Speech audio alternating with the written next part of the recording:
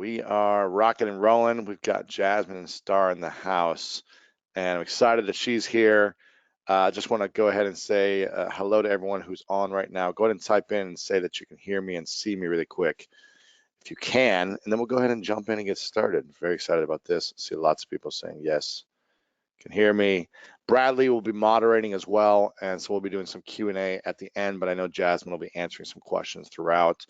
But I'm excited about this because Jasmine is a superstar, pun intended, with her last name, and she has just risen over the last few years and really teaching people how to curate social media, posting, knowing what to post, when to post, how to post, how much to post, how many times to post, all these things. Even I get overwhelmed with figuring it all out and don't have the best system. Luckily, I've got a team that is the system. But I still see things slipping through the cracks that don't need to, and it frustrates me. And anytime that we can save on managing time management for posting, scheduling, or just figuring out what are we supposed to be doing, am I supposed to be doing this today or not, is going to free up our minds to work on our business and to work on the vision for the future of our business as opposed to in the business, if that makes sense. So I'm excited about this. Jasmine has helped thousands of people who are part of her social curator monthly program, and I'm sure she'll talk about that towards the end. But Jasmine, thanks for being here. Appreciate you. Let's get into it. Well, I mean, like seriously, Louis, every time I chat with you, I walk away feeling just like the world is a better place. It's inspiration by osmosis. The fact that we get to be here today, I'm just like, today cannot get any better after this. I mean, like, I'm peaking and it's 10 a.m. in the morning. No, thank you for having me. I appreciate it. Of course, I'm excited. We had a ton of people ask questions beforehand, so I know you saw some of those. I saw those coming in. And so for those people who are here, I have been critiqued and or criticized in the past that I talk fast. And my response to that is I don't talk fast. You probably listen slow. Good thing this is recorded. You guys can rewatch and watch. We have a lot of content to get through today because we're going to be maximizing the next 60 minutes or so we have together. Sweet. Okay, so should I just get started? Are you going to turn over? Yeah, you should have controls, or Bradley, if you want to give her or change. Maybe we tried. Louis, Bradley and I got here early to make sure that my tech was set up. It's not him, it's me. Hold on, let me get it. Walk me through this. So this should give people hope if you're not techie and like myself. There is hope for you on social media. Let's just go. Let's dive in. Should I be doing anything? Should I wait? I did get prompted earlier. If it says you can show your screen, does it say you can show your screen? Are you seeing my screen right now? There you go. Yep. Okay, I'm gonna go full screen. Just to make sure. Can you see my screen? Yeah, it's all good. Heck yes. Okay. Well, first and foremost, hello. Thank you guys so much for having me. For those of you who don't know who I am, my name is Jasmine Starr, and I'm a photographer and business strategist from Newport Beach, California. I am also a very proud member of the Greatness Mastermind. It has been Let's go. Yes, exactly. I'm so proud of this picture and to be amongst such amazing entrepreneurs. So I want to give a little bit of a backstory so that people fully understand who I am and why it is that I do what I do. And so technically my business story starts around 2005. And in 2005, I had earned a full ride scholarship to UCLA Law School. It had something that I had worked for years. And during my first year, I just remember feeling so tired. I was stressed and I was wildly overwhelmed. But I looked around to other people at UCLA Law School and everybody was tired and stressed and overwhelmed. And so then I just thought, well, I guess this is just my life. Like, this is how it goes. But it was also that year that I got a pretty devastating phone call from my dad that my mom, after an 8-year battle with brain cancer, the doctors had said that her time had come, that they were going to stop chemotherapy, they were going to stop the brain surgeries, they were going to stop the alternative approaches to treatment. And my dad said it was time for us to start planning her funeral. And so in addition to being tired and stressed and overwhelmed in law school, I just felt like I kind of went through a depression because I didn't want to lose my mom. But I also had this like big wake up call. It was like a coming to, was that I realized that my mom was 50 years old and I was 25. And I thought to myself, I don't want to spend the next 25 years of my life and then die a lawyer. Like I Mm. just felt like this was not the thing that I wanted to do. And I don't want to start this class on a total bummer because the best part is that against all odds, the doctor said she wasn't going to talk, she wasn't going to walk, she wasn't going to be able to drive or cook or do any of those things. And I am so happy to say that just yesterday morning, I had a phone call with my mom. Like Wow. everything that I know about fighting, everything I know about living life to the fullest, she taught me, but it was at this weird time where like life calls you and says, what are you going to do? How are you going to change? And Mm. so I didn't know how that was going to work out then. But in 2005, I made this clear decision to say, I'm not going to live this life that I think I should. I'm going to live the life that I want. And after I had gotten married, I forgot that part. When my mom was ill, I had been dating my high school sweetheart for about 9 years. And I kept on saying, when I finish school, when I finish school. And all of a sudden, with the thought of her not being there, we planned a wedding in like 2.5 months. And against all odds, she walked me down the aisle. And it Wow. was just one of like the coolest parts of my life. But then when I got home after my wedding, it was time for me to go back to law school. And I was really sad and I was depressed. And I said, I don't want to go back there. I have a full ride scholarship. I'm actually getting scholarships. I'm getting paid to go to law school and I don't want to do that anymore. And so then my husband asked me one question. And it's going to be the same question that I'm asking you today is that if you could do one thing for the rest of your life, what would it be? And you'd be happy doing it. And he sat across the table from me and he said, I want to be a photographer. And he Mm. said, okay, but you don't have a camera. I was like, I know, but if I had a camera, I think I could really do this. And like other people would hear that story and they would just be like, oh, well, good luck with that. Like, go to law school, take pictures on the side. But he didn't. He just did what I believe other people should have people in their lives do and support them. I believe that that's what the Greatness Mastermind does. I think that's what the Inner Circle does, is that there's people who rally around you and believe in this thing that you want to do. So on January 1st, 2006, I opened my very first digital camera. Now it's terrible. What was Like, it? 3 megapixels? yeah, I mean, it was just ridiculous. Like, I didn't know how to put in the battery. I mean, I was just awful. Like, in my mind, I was like, I'm going to be amazing. And then I realized that I had to read every page of my user manual and I had to enroll in the University of Google because I had no money to go to school. I was trying to get my business going. I had never started a business. For all intents and purposes, it was like a hot mess. However, for 2 years, I took every job. I didn't get paid. I schlepped bags. I did internships. I was above no other job. I was like, I'm going to do everything I can to pursue this thing that I want. And then in 2009, I was voted one of the top 10 photographers in the world. And in Wow. 2010, I was voted one of the top 10 most influential photographers. And in 2012, I was voted one of the top 10 most socially influential photographers. And whenever I kind of like tell this story, people are like, wait a minute, I don't get that. Like, how did that happen? Because when people hear that I didn't have a camera, I didn't go to school, I didn't have any business experience, people will immediately say, well, you were unqualified. And then I respond, not only was I unqualified, I was unprepared, underfunded, underconnected, undereducated, underfunded. I was all of that things. Like every odd that could be stacked against me were. And I say, you're right. I was all of those things, but I did it anyway. I became a photographer. And even though for on the outside, people will be like, why, how, like, what the heck? When somebody comes to me and says, I have this wild and crazy dream, I look across from them and I say, I believe you. You could do it. Why? Because for all intents and purposes, I shouldn't be here today. I shouldn't be able to have my own business. I shouldn't be able to work with my spouse. I shouldn't have a team. I should, for all those reasons that I had listed for not having all of those things, I'm looking across from people and saying, I believe you can do it if you set your mind to it. No, people hear that and they're like, okay, well, that's fine and dandy. Like your story sounds like, a Hallmark Christmas special. Like, but let's get to like the nitty gritty. Like, how did you grow your business? And I will say that I had no money.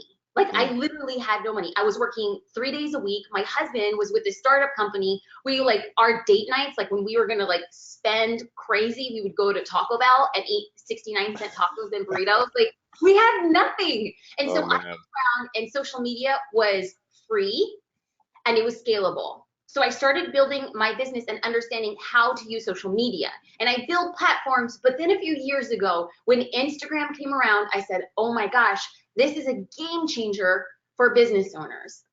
And so much so that I started getting invited to speak because people weren't just saying, wow, you're really great at Instagram. They weren't saying that. Like, my account is strong and it's fine, but I'm not necessarily anybody remarkable. What people were inviting me to speak about were like, you seem like a pretty average kind of run of the mill single line like business owner who's really learned how to use the platform and monetize it for a business. I wasn't celebritized and I was just kind of doing my thing. And that's what brings us here today. It's going to turn the focus away from me and entirely on people watching. And that's going to be how to create content on Instagram and grow your business. Okay, so I know that if you're a part of the inner circle, like you're attracted to Lewis because he has it going on social media. He was attracted by his content, his podcast, his books, his freebies. You're like, okay, Jasmine, we get it. We get that we can, have a party on the internet. We're going to grow our businesses there too. But then I have to say, slow your roll, because this is where the waters get a little bit murky. Slow your People, roll. yeah, slow your roll, homie, slow your roll. Because when people say, oh yeah, I'm on social media, my first question always is, are you on social media or are you using social media? Hmm. Because oftentimes people are like, well, I'm on Instagram, like I just post, and then nobody responds. And then like a couple days later, or I go on vacation or this or that. And it's kind of like, well, wait, are you just saying, like, are you just checking a box off in your business? Or do you have a plan? Do you have a strategy? Do you know your purpose? Do you know who you're communicating to? Do you know the methodology and how people want to respond to your account? So I began a few years ago asking myself, when my business, I was looking around at other people and I was like, you're using Instagram to grow your business. And I'm trying to, but I'm doing it wrong. I don't have followers, people aren't responding. And so then I started saying, what makes people who use social media, specifically Instagram, what makes them successful? And of all the people that I looked at, every single person, they just did one thing. They showed up. They Hmm. post regularly, they post consistently, and they post with purpose. All of those things again and again. Yeah, So why? the funny thing is I won't even follow someone unless I see that they're posting something consistently. If they post like 3 months ago, why would I follow them to see Absolutely. something that they never post? Absolutely. And you're being extraordinarily gracious when you say 3 months ago. Well, Like, I just mean in general, but if it's like a yeah, week or two ago, then I'm like, they're not really active on here. They're probably not going to be looking at my stuff or engaging with me if they're not posting. So so why would I follow them? so true. And so Lewis just gave insight into what the next point was getting to be.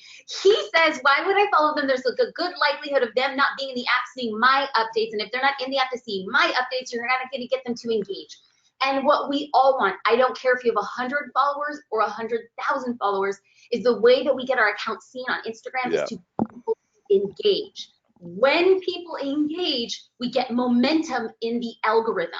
Yep. I'm not going to get into explaining the algorithm, but just trust this one fact. When people are liking and commenting on your stuff, there's a higher likelihood for more people to see it. So we now know that the most successful accounts, including Lewis's, include people showing up. It's So, interesting. It was interesting. I was at a pizza place in New York City, which was against my diet a couple months ago. Walking down the street, and there was a massive line outside, and I was looking for a late night slice. It was like midnight in New York City. Looking for a place. We're on Yelp, looking for a late night slice. We're walking around. There's different pizza shops, and there was one with a massive line. It was like midnight, and I was like, I never heard of this place. And I asked someone in the line. It's freezing. This is a while back. Freezing at night for whatever reason. And the guys online are like, yeah, it's unbelievable. It's like this deep dish thing. It's like really unique, blah, blah, blah. And I go, screw it. If there's like 50 people waiting in line in the cold, like I got to try this thing. The pizza wasn't even that good, but there was people engaged with that yes, storefront. No one yes, else was outside any other pizza shop, but there were people engaged, which made me curious and say, there's got to be something to us. To at least I'm going to wait a half an hour, spend money, whether it's good or not is actually irrelevant, but at least going to get me in the door, interested.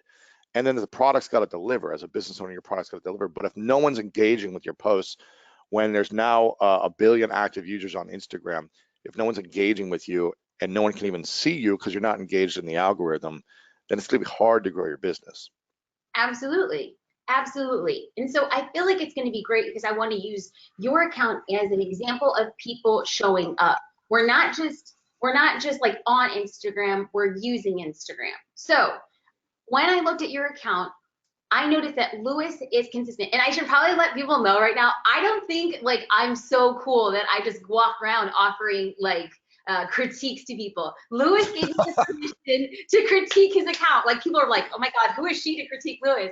I'm just Well, I will say, it's going to be for the benefit of us in totality because I believe that when it comes to Mhm. social media, we have this thing like an aspiration model. We don't look at like the Beyoncés and the Jay-Z's and like the A-Rods and J-Lo's to be like, one day I'm going to get to like, 9 million users or followers. What we do is we look at people within close proximity to us, and that's the aspiration of the next step, and the aspiration of the next step. So, like myself included, I look at Lewis as the aspiration to the next step. So what is Lewis doing that I can learn from? And then from an outsider's perspective, what can Lewis do to enhance his Instagram Mm. presence? Teach One, me. one thing is I will start with that Lewis is consistent. He's engaging. You will see him responding to people. You will see him responding to DMs. He's out creating content. And he knows who he's speaking to and what he's trying to say. So his purpose is super in line. Already three great, amazing things. So we can take a step back and say Lewis isn't on Instagram. Lewis is using Instagram. Okay, but let's just kind of take a step back. There's no such thing as perfect, and there's always room for improvement. So how can I Lewis got a notebook out and take some notes here real quick. yeah, better write fast. No, okay, so how can Lewis improve his account?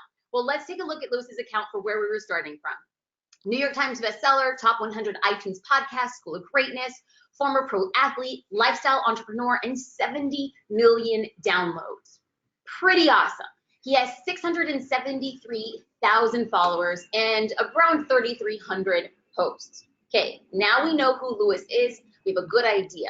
Now, what I did is I went through Lewis's feed and I quickly screen grabbed like the first between 12 and 18 photos. So that if I was brand new to Lewis and I had no idea who he was, I needed to get an idea of Hmm. who he was and what he's about. Now, the thing that I noticed, I'm gonna go back 1 second. The thing that I noticed is that the posts that got the most engagement were his quotes from Twitter. So it looks like he's screen grabbing a quote from Twitter and then putting it on Instagram, or at least it's just the format. And people responded really, really, really well to that. That was his most engaging posts. Now, his lower posts had a tendency to be photos of himself. Now, there were two types of photos of himself: curated photos that were a little bit up close, and then really candid photos. That's what we're seeing right now, the juxtaposition of like almost like this selfie position. There against the water, there at a football game, versus like the waist up, properly executed photograph from a professional photographer. The ones that were kind of like a little more casual weren't as well performing as the other posts from a professional photographer, but they, in relation to the quotes, didn't perform half as well as the quotes. So, knowing what we know now, looking at from an assessment, I believe that Lewis knows how to use his words better than he knows how to show his lifestyle. So, what do I mean by this?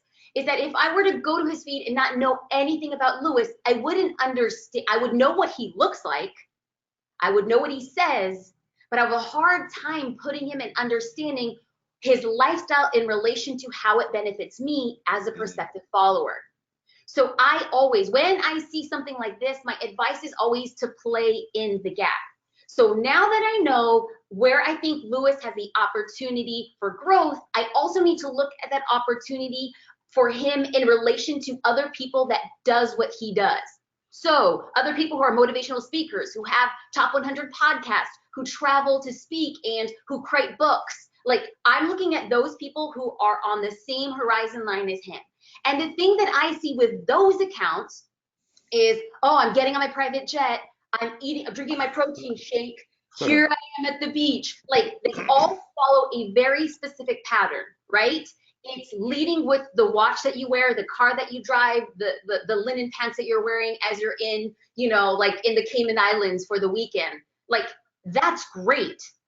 What I think is an opportunity is for Lewis in the same sphere to completely go and do what other people are not doing. And what are other people not doing? Well, other people are leading with watches, clothes, cars, vacations. Hmm. What I think would be a great opportunity for growth for Lewis would be for him to show the greatness lifestyle. Yes, Hmm. Lewis is still the center, but the lifestyle becomes the focus. Because if Lewis can change his account from look at the things I'm doing, to look at where I am and how I'm doing it so you can go do the same thing, that all of a sudden his account is still his, but it's about a community-driven Mm, ideology. That's where I interesting. think there's a ton of other people who are missing that, where I'm like, hey, where's the gap? Lewis, if nothing else, test it. Test how it Mm, resonates. So I what I'm like that. showing y'all is a little bit of a sneak peek between private communications between yours truly and Lewis Yeah. House. So I noticed that Lewis recently, a couple weeks ago, was in Greece. And I was like, oh my gosh, this is actual an Instagram DM. I said, Lewis, hire a local photographer in Santorini. You're, you need photos there, all the possibilities. Hmm. And just to make it even easier, I said, check out Fly Photographer. Super affordable and short photo shoots. So for those of you guys who are unfamiliar, Fly Photographer is like an international photography consortium where you can travel anywhere in the world and hire a local photographer for like 30 minutes for a shoot. Yeah, it was Okay. great. We So we then, ended up hiring someone in our group did for like 2 days, so we had someone. oh, okay, okay, okay, cool, cool, Yeah, cool. So this because is I the researched it and I was like, this is brilliant. It is. Yeah. It's super brilliant. But because I'm annoying, I was like, no, no, let me follow up with Lewis via text. And I was like, just in case, clearly I'm way too into photos. I gave him a specific link to photographers in Santorini, and then I gave him two specific names of those Uh-huh. options. And then I said, okay, have fun, make memories, break a few dishes while you're there. So then what had happened as a result was that Lewis was just like, well, we're only in Santorini for a little bit, blah, blah, blah, blah, blah. So he went to Greece and instead we're able to take photos with his iPhone. Great photos. Perfectly fine to document the trip. But when I see a gap, I don't think Lewis should document a trip as much as Lewis should document a lifestyle. Mm. Because this is a great photo. It's a super cute cat and he's drinking Grecian water. That's great. He also took this, now this photo is beautiful. Tan, rugged, feeling like all about those Grease vibes. But if we were to take this photo, like if we were to remove the caption, just look at this photo. Remember, Uh-huh. I'm a new follower. I'm trying to get an understanding of how you're different from all the other motivational, inspirational greatness Mm. speakers out there. I look at this and I think, oh, he's in Laguna Beach, right? Like, oh, Yeah. he's in Santa Monica. Like, I don't look at this and get this lifestyle of what it means to do what it is that you do, and then bring your followers on that journey. Now, here's Hmm. another thing. Around the exact same time that I was having a conversation with Lewis, Uh-huh. I saw this post come up from Marie Forleo. From those of you who are Right. not familiar, Marie Forleo is along the same lines. She's a thought provoker, she's an inspirational speaker, you know, different, but in the same kind of stratosphere as Lewis, although she has about half of the followers Lewis has. Now, she says, one of the best things I did in Italy was book a session with Fly Photographer. Oh, look at that. Like the same thing that I had recommended because it's a Hmm. really amazing resource. She's like, I could not recommend Fly Photographer more. She goes on and then she ends up giving a promo code to other people who are traveling. And I thought to myself, man, Lewis could have done the same thing. He could have hired Hmm. a photographer and then had a promo code in a division as maybe like an affiliate or strike up a conversation. There's just so many ways to create parallels that wins. And I think the thing that Marie did really well in these series of photos is that she showcased a lifestyle. And I feel like and if you look at that engagement, she has half the amount of followers that Lewis has, but her engagement for her lifestyle driven photos skyrocket. Hmm. So if we know those things, I went through and I searched just for this class Santorini and Mykonos hashtags just to see what was coming up in the feed. And I thought to myself, if you were to remove this girl from the photo and put Lewis there, this right here is part of your website. Not only Right. is it Instagram, it's Facebook, it's lead pages, they're YouTube placeholders. Remove the girl from the website and have Lewis there in the corner. What are we doing? We're selling not Lewis, we're selling the lifestyle of what it means to pursue greatness on your own Hmm. terms. Now, Hmm. obviously, like people are looking at this and people at home are like, okay, well, yeah, Jasmine, listen, I'm not a fashion blogger. That's great that you're pulling photos that would just never look like me. I'm a guy, I'm X, I'm Y, whatever the case may be. But in Lewis's case, I feel like I intentionally went to one account for a gentleman because I really want to help Lewis and anybody else who feels similarly. How do you showcase lifestyle? You put people in environments and less about the person. Hmm. You use the photos, you use corresponding. And so all of a sudden you're taking people on the journey with you and finding ways to use the photos across multiple platforms. When I say hire a photographer, I'm not just saying do it for the gram. Like we're like literally do it for your business because you can use these continuously again and again. Right, right. So as you build a personal brand, not just for Lewis, but for anybody, myself included, And it's important. you know what's interesting actually, and I know you're making all these points as an example because I know you saw other photos of me of using the background and using the scenery. And when I did show myself in the scenery better, those actually had way higher engagement. When it wasn't just me on a beach where you didn't know what beach it was, but you could see the white buildings and everything and the Yes. crosses. That's when it actually had the highest engagement. I think it was like of the last few weeks, a couple of those photos. So it's interesting you point that out. So should I drop the mic now or later? No, I'm just I'm Exactly. just Yeah. kidding. I'm just kidding. No, it I'm just makes sense. You know, and it's interesting, and even though I know that concept, sometimes we forget, and it's just not thinking about it, or it's just not top of mind, or whatever. So it's powerful reminders. well, good. Well, thank you, because now we're actually going to get into some inner circle members. So one thing I want to make very clear, and like Lewis can probably testify, is that my voice, like who I am, I'm Puerto Rican and I'm Mexican. So I work hard and I have an attitude. So I Hmm. talk like I just, got it together. And I actually want to make sure that people know that this is coming from a place of humility and it's coming from a place of love.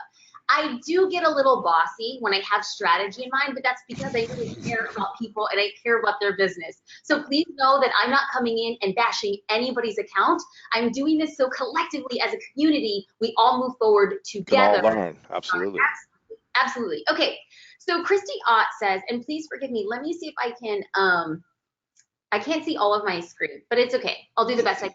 With the algorithm, I heard using apps like Hootsuite to plan, schedule, effects, reach, because Instagram knows it's not being organically typed. I struggle to stay on top of posting without pre-planning using apps like Hootsuite. This is from member Christy Ott.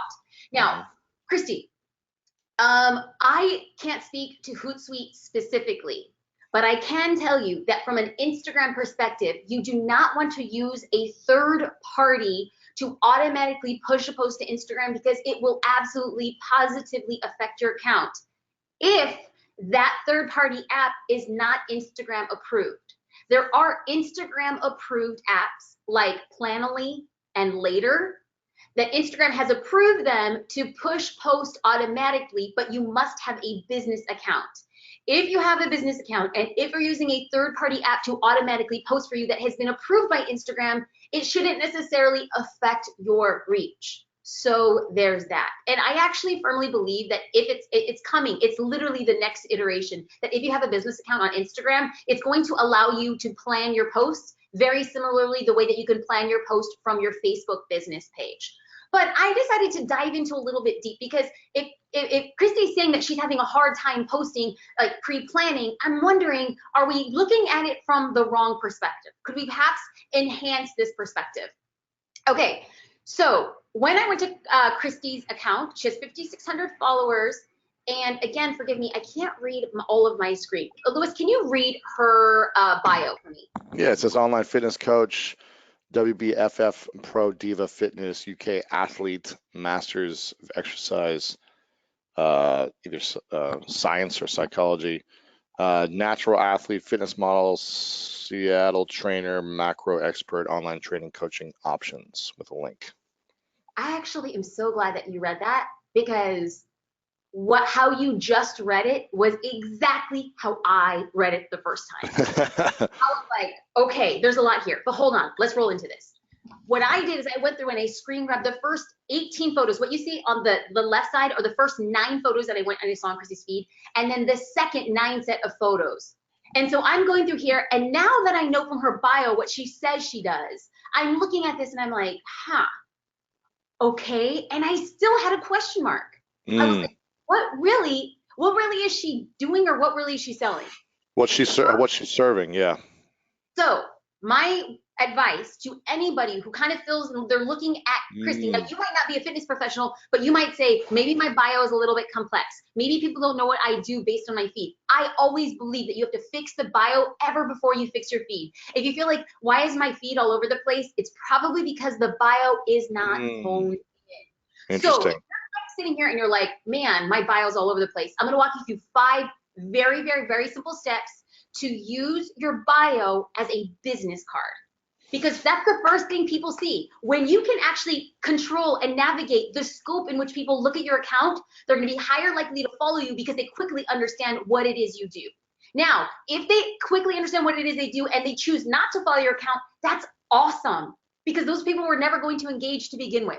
I am not about vanity metrics. I don't need you to have 500,000 followers. Dale Carnegie says, and I'm going to chop up his quote, but your business will go farther being genuinely interested in 2 other people than trying to get 200 people interested in you. So your Mm, bio should be leading and framing what it is we're doing on Instagram. So number 1, I want you 5 steps to a boss bio. I want you to get focused on your title. Like, how do you want people to describe you? And I say this all the time. I want you in your bio to explain what you do like I'm 5 years old. Like sometimes people, because I'm a photographer, I'll look at other photography accounts and they say, fine purveyor of family heirlooms that last a legacy. And I'm like, you're a photographer, right? Like, explain it to me like I'm 5. You have 150 characters. How are you going to get me to explain exactly what it is that you do? Now let's go back to Christy's bio. She is a pro diva fitness. She has her master's in X Phys. Like, we think it could be psychology. We think it could be science. Like, we're yeah, still yeah. she's a natural athlete, fitness model, battle trainer, macro. Like, how would I ever describe to one of my friends, go follow Christy because she's a fitness model, she's a pro diva, she has her master's, she's an athlete, she's into macro? No. How we describe people say, we should go follow Lewis because he's a great speaker, or go follow Lewis because he has a great podcast. We naturally categorize people into Hmm. accounts and following. So my advice is choose how you want to be described for other people to evangelize for your account.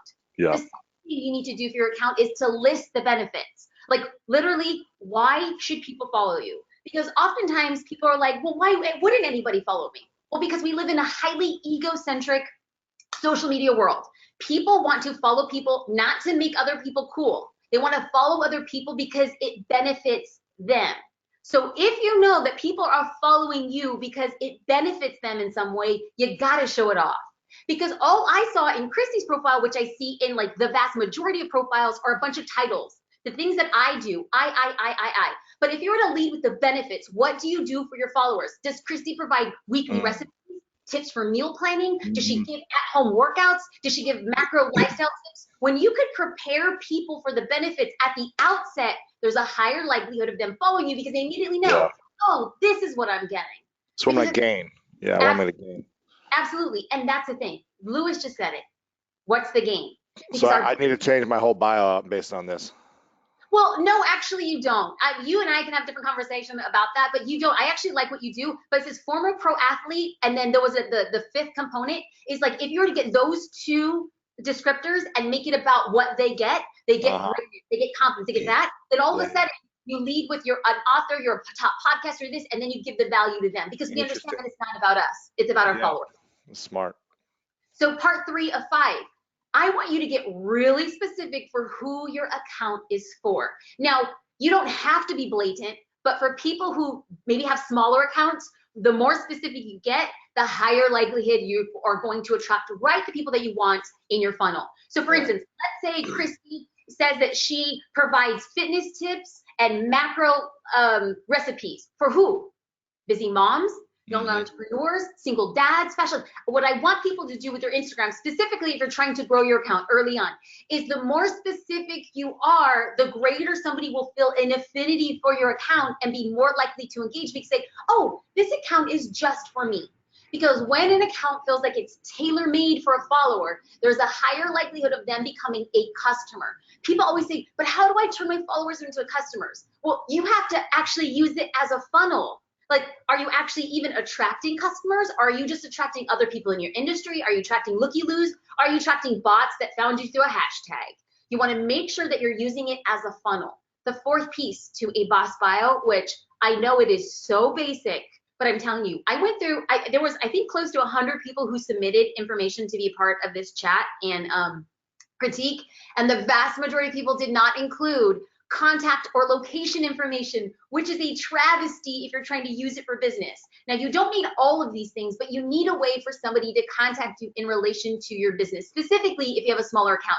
Anything from an email, phone number, address, or you can hashtag your location because it can be found as part of the Instagram search. Now, the fifth and final piece to your bio is what I call a party favor. Mm-hmm. You're going to give a gift to get a connection. Because a lot of times people say, but Jasmine, how do I take my Instagram followers and turn them into customers? The answer is, do not depend on Instagram to make them a customer. My advice is to create customers in a multitude of ways, because when somebody first comes to my account and they decide to follow, I want to make sure that I also get their email address. Because if I get their email address, I now have two opportunities to cultivate and warm up a conversation. So how do I do this? Well, I give something to people in order for them to be incentivized to sign up for my newsletter list. So I call these things gifts, right? And you can have a gift that looks like an ebook. Like I know Lewis has his Millionaire Mornings. You have guides. I have tested video tutorials. I've tested like resources, all trying to see what I could give somebody in order for me to cultivate and keep that conversation warm. So in review, if you're sitting here and saying, I want to try attracting more customers, I want to get better followers, I want people to engage, I need to make sure that your boss bio has 5 things. Number 1, a description. Describe it to me like I'm 5, what you do. Number 2, the benefits. What's in it for them? Number 3, be specific for who it's for. Number 5, give me a way to contact you. And I'm sorry, number 4. And number 5 was your party favor. So to make sure and show people that Boss bio. Yes, yes. And to show people that this is possible, I'm going to show you how the 5 components roll out into my bio. The description. How do I want people to describe me? I'm a business strategist and photographer. What are the benefits for people to follow? And who is it for? Well, I help who? Entrepreneurs build social platforms. Why should you follow me? Well, I help entrepreneurs build social platforms. How do you contact me, or how do you contact my business? There's my email, and here is my gift. Get free stock photos and video tutorials by going to this link. Now I have 2 opportunities to warm and cultivate a conversation with prospective customers who start off as followers.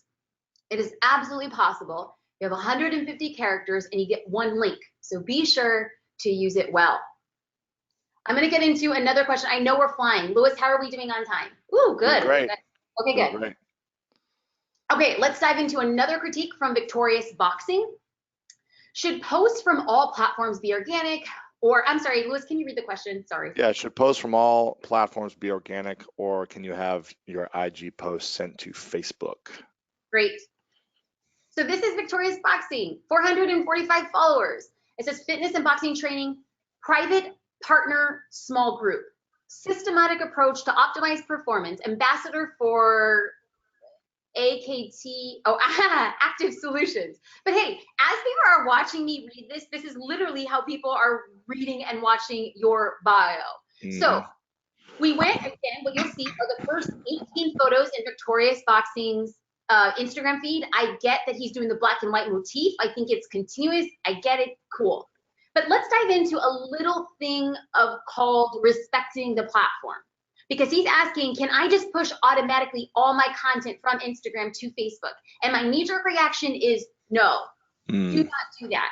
Because that means that you're not respecting the platform, that you're supposed to be able to talk and navigate conversations with your followers on each of those platforms that look independent and native to the platform. Let me break this down a little bit. So seems like a lot of work, doesn't it? No, it probably adds like maybe a minute and a half extra. Right. And I'm going to explain how. So what we see here on Instagram is this exact post, and you'll notice the dots that break up the paragraphs. You'll notice that he has like an @ mention @ Victorious Boxing, and what's not shown are a series of hashtags there in Instagram. You could tell Victorious Boxing made this post in Instagram. But now, when I went to his Facebook page, yes, I seriously got Sherlock Holmes. I dug deep. So I went to Victorious Boxing on Facebook, and I found his page, And what we see here is at Victorious Boxing isn't hyperlinked, so it goes nowhere. And when I searched on those hashtags within Facebook, because Facebook's not built for hashtag searches, they went nowhere. And so what happens is that it becomes a very clear That's indication weird. to his followers on Facebook that he's not on Facebook. He's just pushing content. So his followers on Yeah. Facebook feel like they're eavesdropping on a conversation that happened in Instagram. He Hmm. could literally get this exact same post, take out the hashtags, take out at mentions, and go into the Facebook app and post it. It literally is just a matter of deleting so that his followers feel that he's talking to them in the platform in a way that's native to them.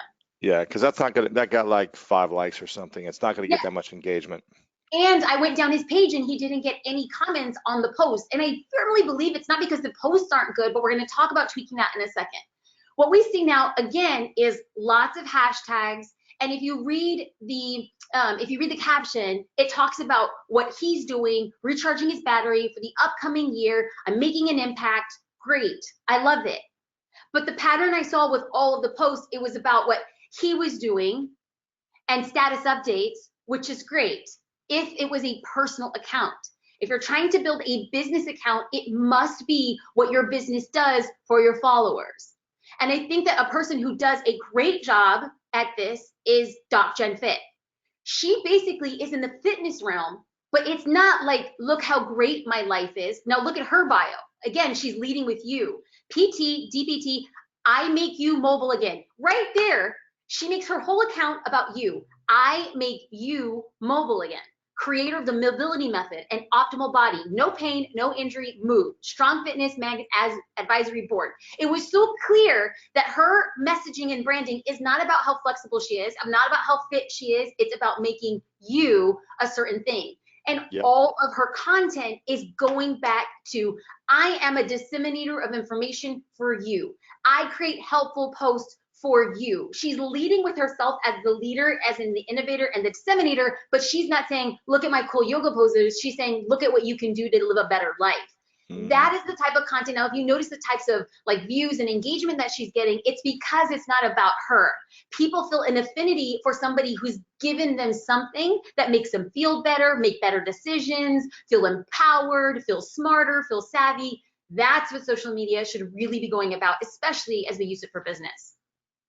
We're going to get into another question. I'm going to try to get through as many critiques as possible because I know people are watching and there is the opportunity for your account to get chosen. So I started a business coaching for wedding photography. I'm sorry. Let me see. My mouse can't come up. So Lewis, can you read this for me? I'm so sorry. Yep. I started a business coaching wedding photographers, helping wedding photographers get more clients. I use Instagram to send direct messages offering my services. I also post funny quotes related to WP, is that WordPress, and a video on networking. It's I try to, wedding photography. what is it? Wedding Wedding. photography. Mhm. Got it. I try to book phone sessions. So far, I've only got 2 phone sessions. What am I doing wrong? And what can I do to attract wedding photographers? What are their biggest challenges? How do I get their attention? Okay. So then I said, I know a thing or two about wedding photography. Let me dive in. But the first thing, and I want to make sure that these critiques, just because you're not a wedding photographer or a consultant, doesn't necessarily mean that it doesn't apply to you. Because this principle, if you do not know your customer struggles or challenges, it will be impossible to create content for them. Now that you have your boss file ready, now that you know your content should be for your people and not about you, well, you got to get into the minds of your people. So when I went to Melena's, I think it's Melina or Melina Instagram account, this is what I saw. She has 4,600 followers. I help wedding photographers get more clients. I share tips and info on how I can help you. Click here. And so I was like, okay. But when I looked at her Instagram account, I went to it and I realized it was private. She's using an Instagram account that's private for her business. Yep, it's hard. That's number Hard to get one. people to follow you. It's hard to get people, one, it's hard to get people to follow you, and it's nearly impossible to get somebody to book you on Instagram if people will not buy what they cannot see, That's like it. 99% of the time. So then I said, okay, well, I'm not going to give up on her because I want to figure out more about her business and why she's not good in there. So I went to her exit link. I went to her website. And this is what we're looking at on our website. Fully booked. The wedding photographer proven system for getting clients. I help wedding photographers get fully booked. And as I went through her website, I didn't Mm, see any photos of weddings. It was a very simple website. And I was like, okay, but I see that she's using ClickFunnels. And I'm like, hmm let me dive in a little bit more because I still don't understand what she's about. And I went to her contact button. And on her contact button, she had a link to her Facebook page. I said, oh, I can get information on her Facebook page. I went to her Facebook page, and what I saw was a So, private profile. Back mm, on January 4th, started a new job. And then it describes, I help business owners and sales professionals conquer their fear of selling. yeah, Has nothing to do with wedding nothing to do. photography. There's no wedding photography there. Yeah. And then I was like, wait a minute, I'm still not going to give up because I'm a Mexican Puerto Rican and I work hard. So then I said, let me go to her Facebook page that's indicated on the left side. And it says, author at Melina Gesesa. And I was like, author? Now I'm just confused. But I clicked on the link anyway, and the page ain't there. Business things. If you cannot get into the struggle, if you cannot understand the challenge, and if you cannot create content that ultimately validates your work and what you do, you will have a virtually impossible time trying to get business on social platforms. So if you want to create, so now that would really be terrible of me, right? If I told her, hey, good luck with that. No, like let's actually talk about how do we create content for people going through their struggles? Like, what do we figure out? How do we differentiate ourselves? Well, first things first, let's just say we're going to focus on Instagram. I want you to write in your notes right now, how many posts am I going to create for the month? Like, literally, how many times this month do you want to show up on Instagram? There's not a right or wrong, but I Mm, will say, just like a diet, if you work out every day and you eat well every day, you lose weight. Same thing with social media. If you post every day and you engage in every day, your accounts grow. So I would recommend at minimum once a day. So let's just say for math's sake, you want to post once a day for the month. That's 30 posts for the month. And you think to yourself, God, that's so much. Well, let's break this down to see how we can actually create content that is for our followers. So now that we know how many times you want to post this month, maybe you want to just do 20. It doesn't matter. Now, I want you to list the types of photos that you want to share on behalf of your business. mm, I call these categories. So let's break this down a little bit. Categories are things that are connected as a part of your business, but they are not of your business. So for instance, categories help you talk about your business without selling your business. Because what I see a lot of is people say, buy, like, I'm a personal trainer, I sell fitness, I sell shoes, buy my sunglasses, buy my shake, buy my essential oils. And all your account becomes is a commercial, and yeah. nobody follows commercials. So let's break this down into examples. For people who have a category, I follow a motivational speaker, and unbeknownst to me, one of her categories was shoes, the shoes that she's wearing. Does she sell shoes? No. Does she make shoes? No. Is she sponsored by shoes? No. But she talks about shoes because every time she's going to go on a big national stage, she buys herself a beautiful, decadent, Mm, brand new pair of shoes. So she'll that's take a cool. pair of her shoes, exact. So she takes a pair of her shoes and she's just saying, when I wear these shoes, I'm going to step on the stage and I'm going to feel this so I can empower others to do this. She's Wow. talking about her business, but she's not, right? She's talking about the shoes. She's talking about the shoes. It's a category. I follow an author on Instagram. Now, one of her categories is quotes. Quotes that she happens to find funny, quotes she finds inspiring, but also a lot of her own quotes. So by the time she's out there writing and people are following and sharing, by the time her book drops, she's been talking and seeding quotes about her book that's building up the promotional momentum. So by the time it launches, she says, you guys have been with me, you guys have seen the quotes, now the book is out. One Mm, last example is a photographer. Now, people, of course, a photographer, they share what they post, they share what they shoot. Yeah. But she does this in a really cool way because this photographer takes pictures of her kids and has been doing so for over the years. So she's showing her kids growing up, but she's showing her talent, she's showing her narrative, she's showing her work and being able to talk about where she took them, how they did, how she lit it. She's selling her business, but essentially talking about her kids. interesting. Now, if you go to my Instagram account, you will likely start following the patterns and the examples of my categories. One of my categories is the books that I'm reading. I'm sharing, do I write books? No. Do I sell books? No. But I'm using the book as a way to talk about the people I ultimately want to attract into my business. I want Interesting. I want people who care about self betterment, empowerment, education. I'm sharing what I put out so that I attract what I get back. You will also Hmm. see a lot of food photos on my feed. Why? Food is the thing that connects all of humanity. Food also performs extraordinarily well on Instagram. So I'm Wow. strategic. Like I can talk about food, but I'm also talking about my business and what I'm doing. One last category. I include one of my categories is my husband and my business partner. Now, the beauty about this situation is that it is my name and it is my face on my business, but we are 50% business partners. He's like the spine to this entire organization, but I could talk about him when I'm really talking about my business. Hmm. And these are things that allow us to talk about our business without selling our business. So when you start thinking in your mind, okay, I'm having categories. What I want you to do is I want you to choose 9 to 12 categories for your business, and they could be anything you want. So now when somebody's scrolling through your feed, every 9 to 12 photos they're going to see on my feed, every 9 to 12 photos you're going to see a book that I'm reading. Every 9 to 12 photos you will see a picture of my husband. Every 9 to 12 photos you will see a picture of food. Because now people become trained to know what to expect and what I'm going to say. So Interesting. now let's dive into another bio critique and question. It's from Travelista Jennifer. I'm sorry, Lewis, can you read it? Yeah. How to obtain growth and generate leads?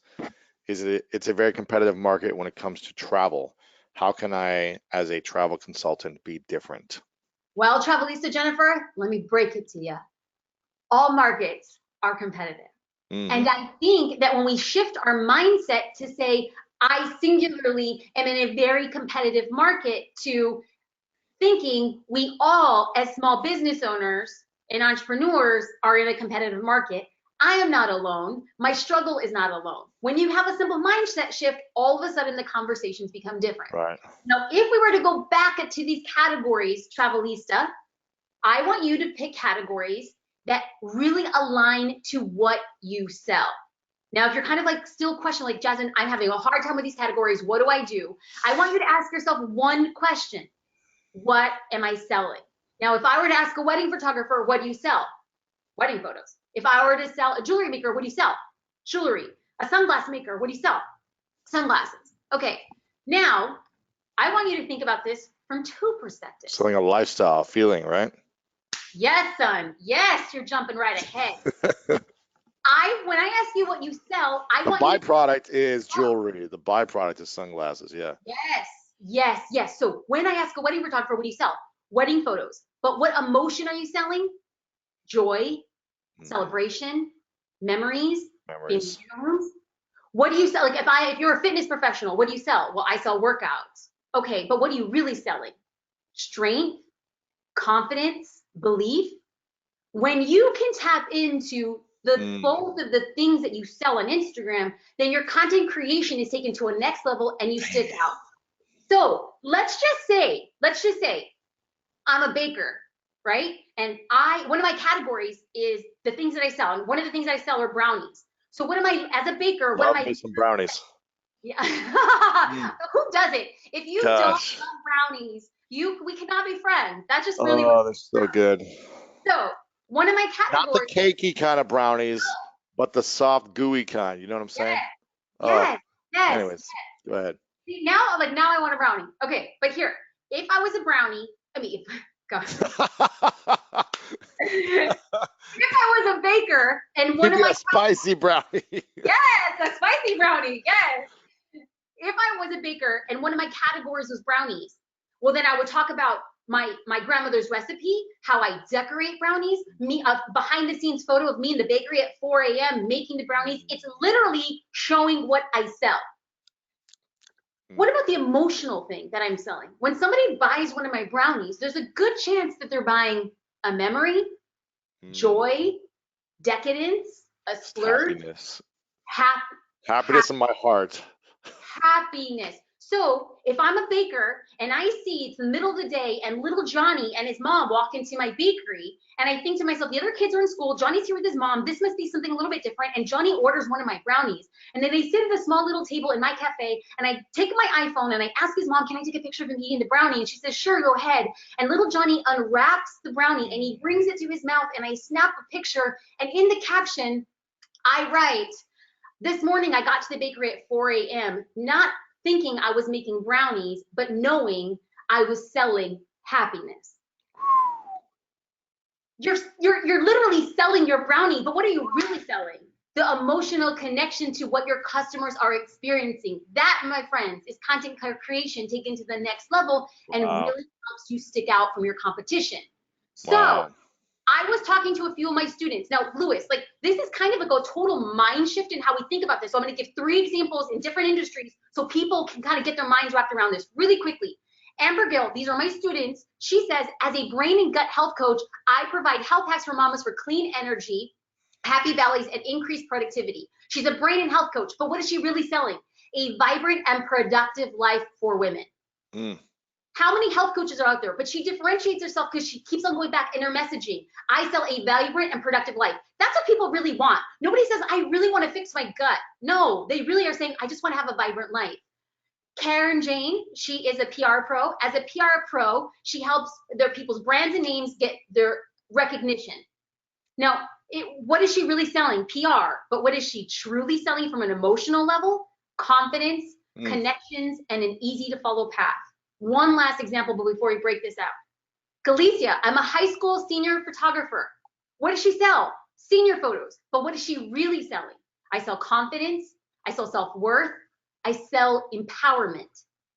Now, she's based in Arizona. There are literally thousands of senior photographers in Arizona, but Right. she has 200 girls who want to be part of her street team, which is basically her marketing evangelists Wow. in their schools. She has to turn away business. Why? Because she knows that she's not selling photos. She knows that she's selling the emotional connection to confidence, self-worth, and empowerment. Mm. So when our friends here in this conversation have clear answers to the questions, what are you selling? You'll be able to create posts with intention and purpose. Yep. And when you create posts with intention and purpose, your followers turn into customers because they trust you. Mm. We're going to get into Q&A. But Louis, how are we doing right now? How are you doing, homie? I'm amazed because not amazed, I shouldn't say amazed, but even with everything that I do know, I'm learning so much because there's so much more to continue to learn or continue to implement from things that I might have learned, but I'm not implementing. I realize that I'm doing a lot of things not that good, you know. And even with an audience that's growing, I could be way more intentional and probably have it grow faster and have more engagement if I followed these principles better. And I follow some of them innately, Yeah. but I'm not following all of them, you know, consistently. And that's where I'm learning, like, okay, yeah, how much bigger could I grow, or how much more impact could I make, or how much more confidence could I give people by being even more intentional every post. I feel like I'm pretty intentional, Yeah. but how could I be even more intentional with the whole 9 to 12 categories things? I think is brilliant because I maybe have like a few innately, but I haven't like thought about it like, oh, every 10 posts I got to do like something with me actively working out. Another post is like the quote, the inspiration. Another one is not eating brownies, although I want to do that. And you know, whatever. One is with like my girlfriend doing hands, like some type of Yes. partner thing, you know. Um, Yes. and then one is me on stage but giving a powerful message, and one's a Yes. video, and you know, and all this Yes. stuff. So it's it gives me a lot to think about to And one create those thing categories. too, Louis, is like, and anybody else who's listening, is that we have to constantly give ourselves grace and remind ourselves that we are enough. With social media, it is brand new. Like we can't be like, oh, we should know this. No, we shouldn't. It's literally been like fully active as a functioning Mhm. marketing like mechanism for 5 years. It's like, Yeah, whoa, we got some room to grow. Lots of things to yeah, do. So as I know that we have live questions. No, I'm going to follow your lead, Louis. We have a few that have been populated here yep. in the keynote, or we can go straight to live questions, whatever you prefer. Um, let's answer this one. I've got a bunch of them that were just sent over. Great, great, great, great. But good. So this is from True Group Real Estate. For the profile picture, we have our logo. However, should the photo should, The however, photo of a person instead. Should we be a photo of a person instead? and the answer is yes. to the best of your ability. Absolutely. Now, I understand if you're on a team, it makes it a little bit difficult, but studies have shown that people, random followers, respond better to a personal photograph. Now, a few tips for bio photographs is please have it be naturally lit, like illuminated, not with flash or in a dark room. The best pictures perform when they're about like chest level up or maybe waist level up. Please look directly at the camera, not away from the camera. If you're wearing sunglasses in a photo, don't use that photo. Very simple things. Like you want to make sure that people look at you and judge on how much they can trust you at a quick 1 to 2 second glance. It's hard to Right. trust a logo. It's easier to trust a person. This is one from Nick who's saying, you've been talking a lot about people who offer a service, but what about people who offer a product? Is there anything different to offering a product and a service on how you should? No. And if you have a product, I personally think it's easier because your Mm, categories are self-fulfilling categories. Like when I talked about the baker and there's a category of brownies, well, the baker also sells like wedding cakes and cupcakes and birthday cakes. Those are all part of the categories. Now, if you sell a product, then you know it's like, oh, well, I sell like chocolate. what if it's like clothing or t-shirts or some type of I think that merch? that's great. Your categories could be that actually of the product. So let's say you sell t-shirts. You will have a picture of the product like on a lay flat, like the photo, and then styled with the jeans and shoes you would wear. And then another of the same t-shirt, but actually in a girl or a guy being active in it. Another shirt would be like, how do you actually ship the shirts? People actually want to see, like, they love unboxing videos on Instagram. Every 12 photos have an unboxing. Like, do you put a certain ribbon around it? How do you ship it? Like a behind the scenes of like your team packing up those boxes, sending them. Do you write handwritten notes? Show the handwritten note that accompanies the t-shirt. It's all about using your category strategically in the products that you're selling. I like that. What are your thoughts on Linktree for the one link on your bio, Elena? Listen, you're going to ask 10 different people and 10 different people will give you their own answers. My personal answer is like, I don't use it because I think that Linktree puts every single link on as of the same importance. And for me, because I have a very singular business, not all my links. I don't want to link out to like a Forbes article, and I don't want to link out to a recent YouTube video, and I don't want to link out to a recent blog post. And oh yeah, also here's one of my freebie opt-ins. Because people can go down a rabbit trail when they lose the actual thing that I wanted, and that's customer acquisition. I want to send them to one link and incentivize them to give me their email because that's entirely what I'm trying to do on social media is to build deep relationships, not be cool because I contributed Forbes or not be cool because I have like a viral video on YouTube. I actually don't have a viral video on YouTube. I'm just speaking it out. I'm manifesting that. But like There you go. hypothetically, it's less important to me to be popular as more it is for me to be profitable. So the one link for me is how do I drive profits to my business?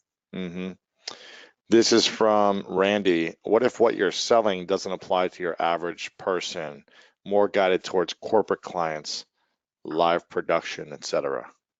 Then great. If you're doing like live production, like if you're doing events for corporations, then your entire feed should be part of the events that you're producing, right? Like what's the experience that you're creating? Now, obviously, if you're doing, like, let's say you do light setup for a live event, you don't want to show your light rig. You don't want to show the microphones, right, and the speakers, right? You want to show what kind of experiences are people having. Is it a motivational event like Lewis Howes on stage and people are like riveted and it's like an indigo light behind them? Are people having like a musical experience with their hands up in the air and they're just super stoked to be there? You want to sell what the person will experience from an emotional perspective, and you're ultimately pitching corporate clients. Do you literally need 100,000 followers on Instagram? No. You need a very, very, very niche account so that when somebody goes to your website, they look on Instagram and they just see like a visual portfolio of the emotion you sell. You're highly competitive in that market. Yeah, I think a lot of people think you need this big audience, and you really No. only need 5 clients paying you 5 grand a month to make 300 grand or whatever that is. It's like Yeah. you don't need that much. Yeah. And like Five. so often, the thing that we need to understand is that we see these like social influencers and like they say that they're social influencing like is their job. But like on the backside, like I will be very, very, very open with anybody who has questions. It's not lucrative. It looks really cool, but it's not a way that you build like a lifestyle or a career or longevity. On average, for endorsers, you get about 1 penny per every follower. So if you have Yeah, 200,000 it's not that followers, much. you're getting $2,000 for a sponsored post. That's an industry standard. And it's kind of like, listen, do you really want to be perceived as like cool or do you really want to have a good business? I just want a good business. Exactly. Um, this is from Brandy, who says, Brandy from May Orchard Blooms is the account. MAE Orchard Blooms. My product is seasonal, and I do not have product yet. It looks like a wild, beautiful seasonal cut flowers in the mountains of Wyoming. I'm looking at her page right now. Um, what is the question here? Am I starting too early if I don't have a product yet?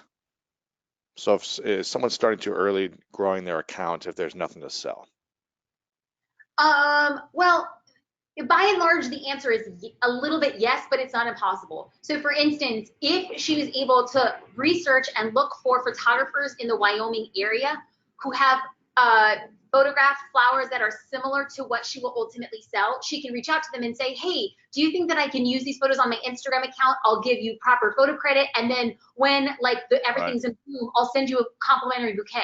Like if you're willing to work hard enough to find content that you can start curating your account, then awesome. And if everybody says no, not a big deal. What I want her to do is start early by hiring a photographer, a local photographer, a student photographer, an intern photographer, really, really, really inexpensive, but document the process of her planting the flowers, sourcing the flowers budding, what kind of shears does she use, what kind of baskets does she harvest, how does she arrange them, where does she sell them, what time of year is best.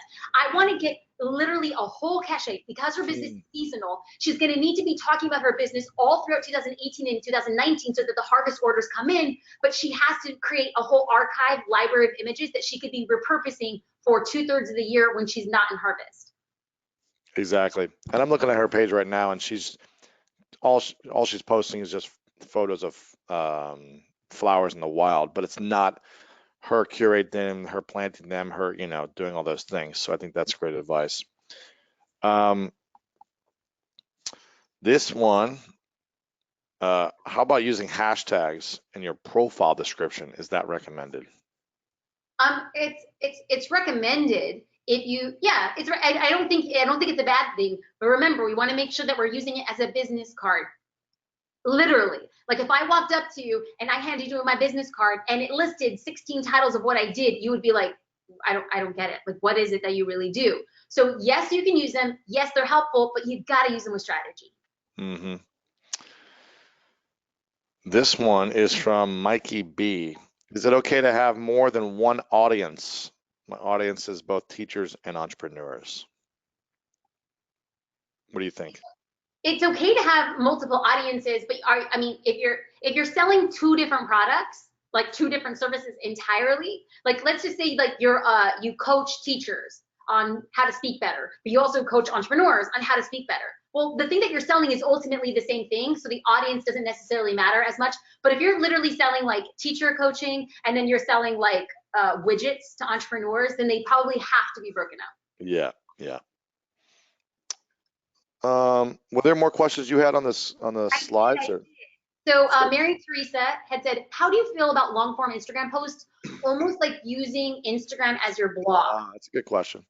I actually am a big fan of it, but I wasn't always this way. I started using Instagram as long form, and then I started noticing that people were saying nobody reads long Instagram posts. That's not where it's at anymore. And so for a full year, I wrote Instagram captions that were really short, and in the process, I noticed that my growth completely went stagnant. And Oh, short stuff. I thought to myself, I know who I'm attracting. I want to go deep with my followers. I don't need to Mhm. be like Instagram queen celebrity. I need to attract a small group of people Right. for my. With just like two emojis and a photo. Yeah. Yes, because then you have to be able to give somebody a reason to respond. So do Value. I use long form? Yes. Do I use it all the time? No, but it doesn't stop me. Like I'm not saying, oh, it has to just be within those first two lines of Instagram, or else nobody else will read it. If nobody else is going to read it, they're probably not even reading your two lines anyway. Like Right. the people who want to read my stuff will read my stuff, and I highly encourage people to do that as well. Hmm. The thing to just, do you have a photo of your bio or like your main profile? Yes. Just to let you guys know, Jasmine's got almost 250,000 followers. And how long you been on actively using Instagram to like going all in with it? 2 years. 2 years. And she's got a multi-million-dollar business, and Instagram, correct me if I'm wrong, is probably the main lead source where you're getting a lot of people who are signing up for your products and services. So Is that correct? Yeah. I mean, Yeah, Instagram, definitely Facebook. yeah, Instagram and Facebook. And she's got a big audience, but it's not like in the millions, and she's able to make, multiple seven figures because of that. So no matter where you guys are at, this is definitely, something to take very seriously. And I know you guys are doing that because you're in here and you're actively doing this every day.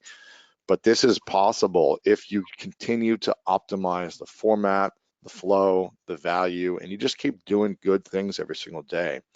Obviously, the whoever offers the most value is going to rise to the top in your industry.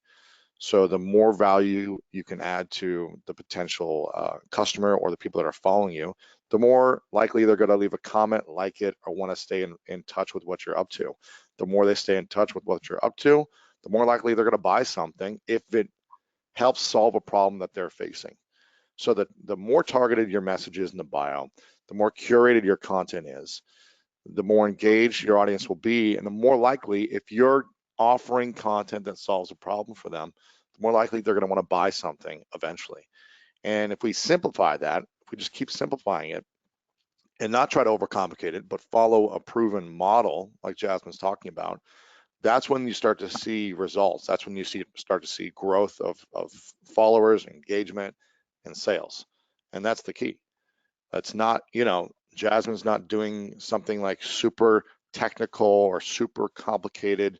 She's not developing websites or anything like that. She's posting photos on Instagram. Essentially, as it comes down to it, posting photos on Instagram, being very intentional about the message and the language and the value she's offering through that delivery. But you don't have to be some super talented person and technically to be able to do this. If you can help people solve a problem and you can curate that message in a unique and distinct way, you're going to see growth. And that's what it comes down to. So true. All right, cool. All right, what was the next question you saw Um, on your yep, slides? I'm sorry. Hang on one second. I'm just bragging about I know, which made me wildly like She got uncomfortable. quiet. Did you hear how quiet she got? She was like, I know, I know. What is the best way to attract people to your account? So, Carly, the best way is basically like a universal principle. Like, do unto others as you would want others to do unto you. So, if you want people to come to your account, you must go to accounts. If you mm, want people to leave comments, you must leave comments. If you yeah. want people to like, now I literally mean this How much for, time do you spend oh, daily? at minimum 25 minutes a day, at minimum. Yeah, yeah. And so there are certain, and Instagram has made it so easy to engage. So you can follow hashtags on Instagram now, right? So even if you don't follow a person, as long as they use that hashtag, there's a possibility of it coming up in your feed. And hmm so even if you're like, I'm just really busy, I don't have time to search, but there's like a few certain hashtags that you think your dream customers surf and are engaging on the regular, if it pops into your feed, all you have to do is like it and leave a comment. Now leave a comment that is more than 4 words or a single line of emojis, because the algorithm weights words more than it does emojis, and specifically it weights comments that are 4 words or more than comments that are 3 words and less. So if you want people to leave comments that are more And than here's like cool, fun, leave real comments for other people. and if you have a business, which most of you do, the only reason, like, if you're busy, you shouldn't be broke. That's what I'm telling you to tell you right now. Because a lot of people might say, well, I don't have time to spend 30, 60 minutes a day, an hour, 2 hours a day on Instagram. I'm spending a lot of time on Instagram, every day. Why? Because it's generating business for me. Yes. Uh, and if I'm so busy, I should only be busy because I have so many clients that I'm servicing or I'm working with my team so much. But if you're broke, then you shouldn't be busy. You should be busy working on generating clients Yep. on a platform like Instagram if that's the place that you want to build your clientele.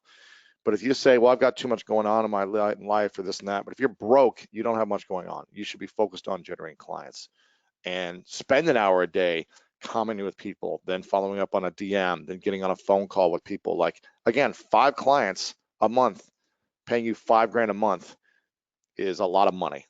3 clients a month paying you 3 grand a month is a lot of money. Like you don't need hundreds of thousands of people. You need a few that you can solve a problem for.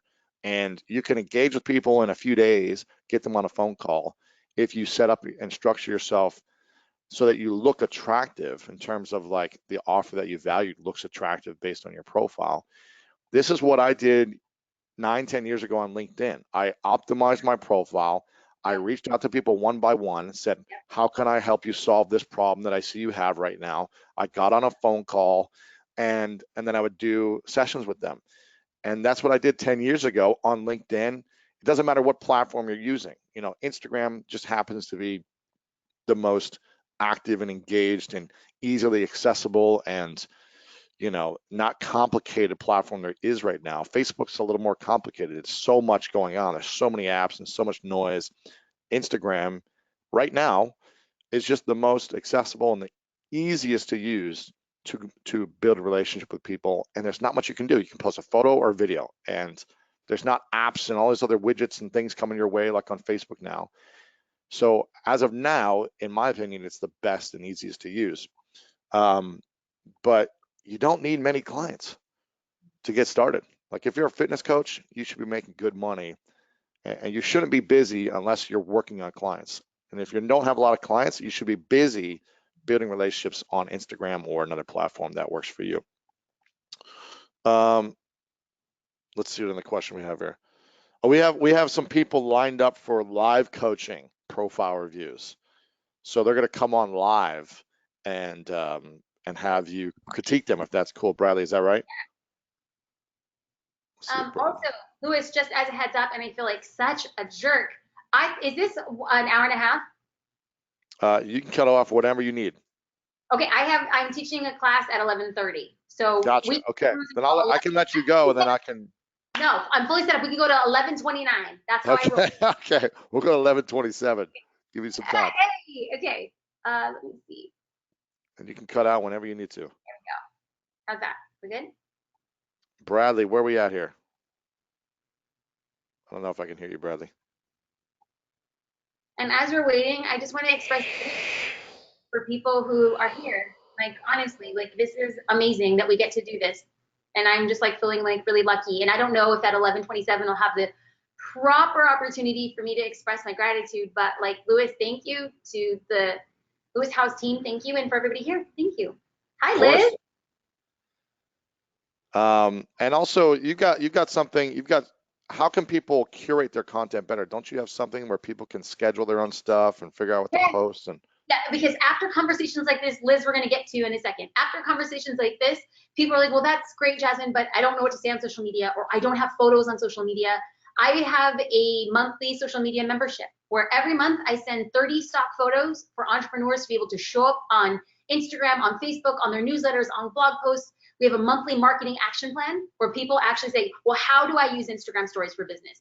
How do I use my Facebook page to get new lead acquisition? So every month we focus on a topic, but the idea is just to create a community so people show up on social media. It is $25 a month. Like, I just want people on social media with the right resources and the capabilities of getting customers. awesome. And what's that link for that? Just so I can show It's people. Lewis House /MSC for my social curator. lewishowes.com/MSC. Is that right? Yes, We'll, yes, sir. we'll, we'll send it out to you guys. And Bradley, if you want to just text everyone and message everyone right now. Um, so we've got about 10 minutes or 7 minutes. So Liz, what's your question? So my question is, I opened a retail store about a year ago, bricks and mortar store. So this is after all the corporate jobs and everything that I had for the paycheck, I'm now doing what is passionate to me in my life.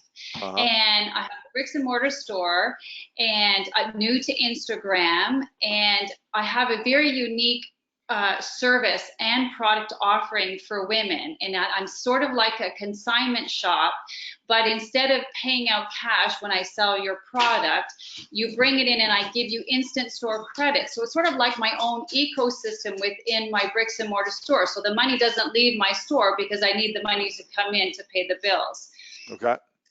So it's quite unique. And so I've started using Instagram, and it's been very good. However, I'll get comments from someone in Australia liking my photos or something, and I'm like, okay, when are you coming to Toronto into my store to shop? Okay. So I need to somehow do a little So they bit can of. only get people to buy in the store. Can you get them to buy online also? No, you cannot buy online Why because not? they're very difficult products. They could be pre-owned handbags. Mm, When people, after I do the shipping and everything else, the cost is prohibitive, and if there's a mark on it, they're not happy with it. They need to come into the store. okay. And So what's your question then? the best way to utilize Instagram locally and getting people to Mm, walk into the store versus just got liking it. and saying that's a great picture. Got it. Well, so having your audience all around the world Yeah, isn't as effective as what I'm hearing you say unless they come to the city to see it. correct, correct. Or unless you get creative and start showing videos of the whole bag and showing everything and saying, here's a little unique mark here that gives it character. And so people know exactly what they're getting when they buy it either way, right? Right. So you could do that as well to tap into a larger audience. But it sounds like you want people to show up. Jasmine, Yes. do you have any suggestions for local marketing? Yeah, it's gonna be tiered because on Instagram you have to understand that you're literally working with an international audience. And so for you to say, I don't want those people, like I feel like it's a mindset shift. So the first things you can do is to focus on locally based hashtags. So if you're in Toronto, it's hashtag whatever like the airport code is. I think it's like CYY or something like that. Really understanding what are the fashion bloggers. I want you to follow, I want you to go and look at 25 fashion bloggers and look at the hashtags that they're using for their local In area Toronto. in Toronto or wherever. Forgive me, I thought was it Toronto? Toronto. Yeah. Yep. Okay, great. And so then when these like fashion bloggers get together, because those are the people who are actually social and other people are actually looking at them, when they do their meet and greets, when they do local events, when they go to like influencer marketing, I want you to go there. I want you to use those hashtags. You want to culture hack hashtags that are super related to what you're doing in the fashion sphere. And I know this is going to rub you the wrong way, but I feel so strongly aligned with this, is I want you to start a Depop. It's Debop. And it's basically an online retail store. Girls are using this. It's like a fashionable eBay. So people on Depop already have a fine purveyor's eye. They're not there looking for like a crib or an old stove. They're there looking for fashionable clothing. You're going to be going there, and all of a sudden, your local retail store is going to be shipping internationally. But at the end of the day, if you have people coming in and you're just giving them store credit, but you're selling out cash, you're already on the upside of that business model. I would 100% go to a digital, a shipping business. It will take more time, but you'll see profitability no longer limited to Toronto, and now you're worldwide. Absolutely. Okay, great. Thank you. Thank you, Liz. Awesome. Thanks, Liz. Thank you. All right, Bradley, who we got next? And we probably got one more. This is the final question for you, Jasmine. Then you got to probably bounce. Love these. These are amazing. We should just do this all day. I love live questions. It's fun, I right? love it, Louis. This will light me up. Like I feel like I'm fine giving a presentation, but I love live Q&A. Yeah, it's Like fun. that. It's fun. All right, Bradley, who we got? Oh, Bradley is. He must be muted, He's but I think working behind the scenes. He's he's working behind setting the someone up. Louis, Yes, how are you someone. doing your coffee? Jordan. Jordan, Hi. what's up? What's your question? Hi, my name is Jordan, and I'm a teen entrepreneur, and my company is at Jordan's Cookies. And so I started when I was 8 in 2008, and we've been growing and expanding ever since. And I feel like we have a large local following, but right now we're trying to build our social media following. And so I post a lot of pictures of my cookies. I post some pictures of me and in our commercial kitchen where we bake. And I do use my stories. I try to do a call to action, get people to tag their friends and things like that. But I'm just trying to figure out, is there anything else I could be doing to kind of take us from where we're at stagnantly and continue to grow? Okay, hold on. Hey, Louis, can you go up to the top of her account Yep. and then scroll down? I can immediately tell Jordan, 6, go down a little more, 9, 12. Okay, I see a November photo within the first 20 photos of Yeah. like November 2017, October. Yeah. Oh, oh my God, 2017, homegirl. Mm-hmm. In about like 9 months, you posted 15 photos. Of course, Yeah. like nobody knows you're there. So here's the thing: do you see how quickly I went to your profile and I was like, oh, I don't even know if this girl's still in business. I don't know how reputable or credible they are. So what I need you to do is to lay out your categories. It's so clear and easy for you. You do cookies. Awesome. Okay. Now what I want you to do is, like, I noticed you have like a square bake pan for your cookies. You also have circular cookies. You also have flavor of the month or like seasonal cookies. All of those are categories. And what I would love for you to do is for you to set up a shoot for somebody else in your high school who is like a hustling photographer. Even if it's on the iPhone, it's all good because people who are creative can make something out of nothing. And then I want you to set up a photo shoot, and I want you to list 30 photos that you need. You need one in your bakery, you need one of your hands, you need one of the dough, you need one of your supplies, you need one of them cooking, you need one of them eating, you need your mom, your sister, your dad, anybody who can help you to be in there. I want you to take a picture of passing out cookies at school. I want you to post an award that you got for one of your cookies. I want you to be with your computer and like a spreadsheet talking about your customers and what they ordered. I want you to talk about how you share your favorite recipes. I want to talk about your grandma's recipe. I want to talk about how you create your own swirly based cookies. We already just listed like 20. I need you to come up with 10 more. And before the photo shoot, you give that list over to your photographer and say, these are the photos I need. We have 2 hours. Let's make it happen. And every day for a month, you post at least one photo. I promise you, using the right hashtags, posting every day, you will double your following because it's easy to double from 177 and double that to, like, let's just say 325. It's doable in a month if you hustle. Absolutely. Okay. Thank you so much. I think you need to change the logo to have a photo of you also. That's just my opinion. But Jordan, you are way too cute, girl. Get that logo out of there. I want to show you off. Show you off. Well, thank you so much. Thank you. Awesome. Thanks, Jordan. Yeah. She's so cute. Jasmine, you're amazing. I know you got to bounce, so I appreciate you. This is awesome. We'll get the link out to everyone. Thank you for the honor. Thank you for like the ability of being here in the inner circle. And like seriously, I'll see you tomorrow in our mastermind meeting online. Yes. Hey. All right. Thanks, guys. Jasmine. Bye. All right, Bradley. Who do we have next? And guys, make sure you go follow Jasmine. Her Instagram is right here. Jasmine Star, Star. And Jennifer Page. Awesome. Oh, Jennifer Page. Let's see. Is she coming on? Hi. Jennifer. What's up? Good to see you, friend. Can you hear me, right? Yeah, of course. Okay. Who could not hear that beautiful voice you have? Yay, I'm so excited to see you. And thank you so much for taking my question. Of course. What's going on? How you been? I've been good. I've been really good. I've like been head down. I'm working on a lot of stuff. So recording music or music, yes. I've got a release coming out in September. So, I've been totally in mama mode for the last few years. So my social media has been a bit of a mess, to be totally honest.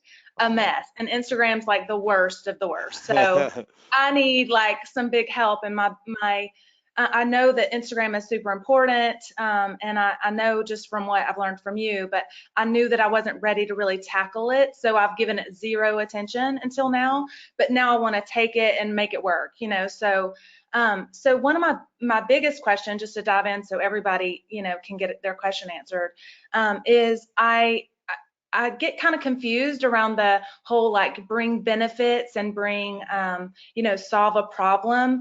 Like with music, I really don't know how to do that. I think it's more your music, and I think it's different with the musician or a singer because the problem you're solving is you're giving people inspiration, you're giving people joy, you're giving people happiness, you're creating a feeling for people through your work. And that's what you're solving. You're creating experience, you're showing people when you're on stage. How do you like label that like in a bio? Like I mean, again, I don't think you need, I think what you have is good, like singer, songwriter, entrepreneur is fine. Okay. And what I would do is I would look at other singer songwriters that you respect and see how they kind of have, maybe look at 5 to 10 other female singer-songwriters like Leanne Rimes or other people kind of in your genre and see how they're doing it and see what resonates with you. you Okay, can cool. kind of like I did mimic do off that of a that. little bit, and the big artists, they kind of don't follow the rules with that. They're just like, I'm Beyonce. Like, what, Yeah, like exactly. They're they're like, just I'm the like, boss. Yeah. yeah, pretty much like you already know me. I don't need to tell you who I am. But But I think those are the more like the up and coming, indie stars, they're talking about their music, what they're passionate about, and their latest album. It's like, and it looks like you're doing yeah, that as well. So, totally. Okay. um, Cool. Cool. So I'll just kind of do a little more research on that. And then I my think other also, question, yeah, I think you could yeah, also say like traveler, family girl, natural living. Like you could adjust that, or even entrepreneur, you could adjust that, and maybe even say because you've had like a top 100 Billboard hit, the number right? one. Number one Billboard hit. So I think I if someone doesn't know that about you, you should put number one on Billboard charts. Okay. That's like, oh shoot, I need to pay attention to this Okay. person. Not many people have been number one on a Billboard ever. Okay. Okay. So Well, it's like, I never, I'm like, that southerner in me is like, I oh, get it. don't be like, I get but it. But if you know, I just showed up to your profile, I mean, all the people who are watching this right now, um, it, yeah, I bet 99% of them didn't know you had a number one Billboard hit and, a number one song at one point. And I think that's a shame. If they don't know that, you got to let them know. And okay, so they can be like, oh, who is this person? Oh, and they've got this music out and they had this and that. Like, oh, yeah, I need to follow this person. I'm curious about the journey she's on now. And so, and cool. I think what Jasmine was talking about, the different categories, I think is really Yes, powerful I learned a because I lot. think I kind of have that innately, but I wasn't strategic about like, here are my 9 or even 5 categories. I was just posting what works, you know, Yeah, and I've got certain categories that work, but it wasn't strategic like every day, like I knew what I was doing. So it's like you've good got a point. category of you singing in studio. That's like one category is like behind the scenes, like recording. Then singing with your daughter, right? It's like another category, or traveling with your daughter, or the mom category, Cool. then there's got to be one of you singing on stage, like performing for people, so people know that you're like actively performing and you're doing it in front of an audience. There's got to be one of you like writing in your journal once a month, where you're like creating your new music and you're talking about the process behind the scenes. So I think Great. that's like some of the things one of you like playing the guitar. Well, you don't play guitar, right? So I play piano, but piano, yeah. yeah. So playing piano and showcasing it. Like I don't see Okay. many of you singing unless this is a singing one, but it looks like you're talking. I've not really done a lot of that, but I'm planning to. So how do we So, know you? How do we know if you can sing well? We can't even like sample it. You know what I mean? right. Okay, cool. So I'll start doing that. And then one other quick question, if you don't mind. So I have also a doTERRA business on the yep, side. It's been very much like a side hustle, but I hmm love their products and I've just kind of created a relationship with them. So yep. I have a very, like I have a sales funnel where it leads through my story and stuff. So I'm not like doTERRA bottles everywhere, but is it like what's your feeling on like sharing that with my audience? Is I think that it's fun. I think it's going to be hard to. I think it's fine to share it, but I think you got to go one or another angle here on your personal page of like, do you want people to? Are you trying to get clients, or are you trying to be a it musician? does send them through the normal kind of system, but I have other people doing Yeah, yeah. so it's not, I'm set up in their system, but there are people under me that actually do the business. Sure, So, sure. Yeah, I I think it don't all know. depends. Like, what do you want your audience to know about you? Do you Well, want I them love to? natural products, so it does align with, with what I believe in and what I want to talk about, That's which is great. why I do want to share it, but also don't want people to be like, what in the world is she talking about? Yeah, because one day you're singing on stage, and then the next day you're talking about like essential oils. I think it's again, you don't want to sell them. You can Okay, share how, like, you could have a photo of you doing this with like or talking about the oils before you go on stage, and be cool. like, I'm Okay, using the peppermint or whatever calming oil, and okay. it allows me to Love get that. just how she was talking about like the woman who's a speaker. She talks about the heels she wears before she goes on stage. Yeah, You that's know, it's super. like That's brilliant. Okay, cool. it's like, That helps or it's a ton. like the oils that you're using for your daughter when she's stressed, like you're rubbing it Yes, on her chest, and you're just like, it's absolutely. organically talking about it. It's not saying, "Hey, sign up for my doTERRA business." You know what I mean? Totally. Okay. Like That helps. if you go to my page, you'll see that there's not one post of me selling a product. I'm not talking about my programs or anything like that. Like every once in a while, and yet there's not one post here in the last whatever 20, 30 posts of me talking about a program of mine or anything like that. But yet, you know, we're doing over 7 figures off of just using Instagram in my business with selling all my programs and services. Every once in a while, I'll talk about my event and say, hey, sign up for the event or my book or something like that. But it's really more, again, showing a lifestyle, showing the emotion and building relationship and getting people to go sign up for my newsletter. And then from there, offering those things. Gotcha. Or Mhm. using my Instagram stories as that to leverage as opposed to on my main feed. So I think Makes you can sense. show yourself using the oils in a way that works for your life to optimize your life. Um, but I want to be like promoting it. Okay. That makes Yeah. total sense. Okay. But I think you, for specifically getting those categories down would be huge for you, and I then think so too. starting to show people Like, your voice. Yeah, but yeah. Cool. I'll just make oils one of my 9 categories, you know? That's perfect. exactly. I mean, Leanne Rhymes is like a great example. I mean, Okay. I've connected with her a few times, and she doesn't sing a lot on here. She's showing more Right. of a lifestyle. There's like a throwback from 20 years ago or something. She's showing a photo of her singing, but she's not really singing as much as I think she could. A lot of them are throwbacks, right? A lot of them Yeah, are throwbacks. And it's fine. totally. She's more showing like her relationship and stuff. But here's like one of her singing recently over the last, I don't know, 20 posts. So I think Right. it's just getting clear and strategic about your categories. And from Totally. there, I staying think that consistent. just totally gave me like the clarity I needed, you know, to Absolutely. not be totally overwhelmed by it. So that's Absolutely. perfect. Okay. Awesome. Thank you so It's good much. to see you. Thank Let you, me know you when you're back in too. LA. Yes, I will. I will. All I right. Thanks, appreciate you, guys. Jennifer. I appreciate it. Okay. I'll see Bye. you. Bye. Okay, Bradley, who we got? Have Morema. Let me get your webcam active. Hope you are ready.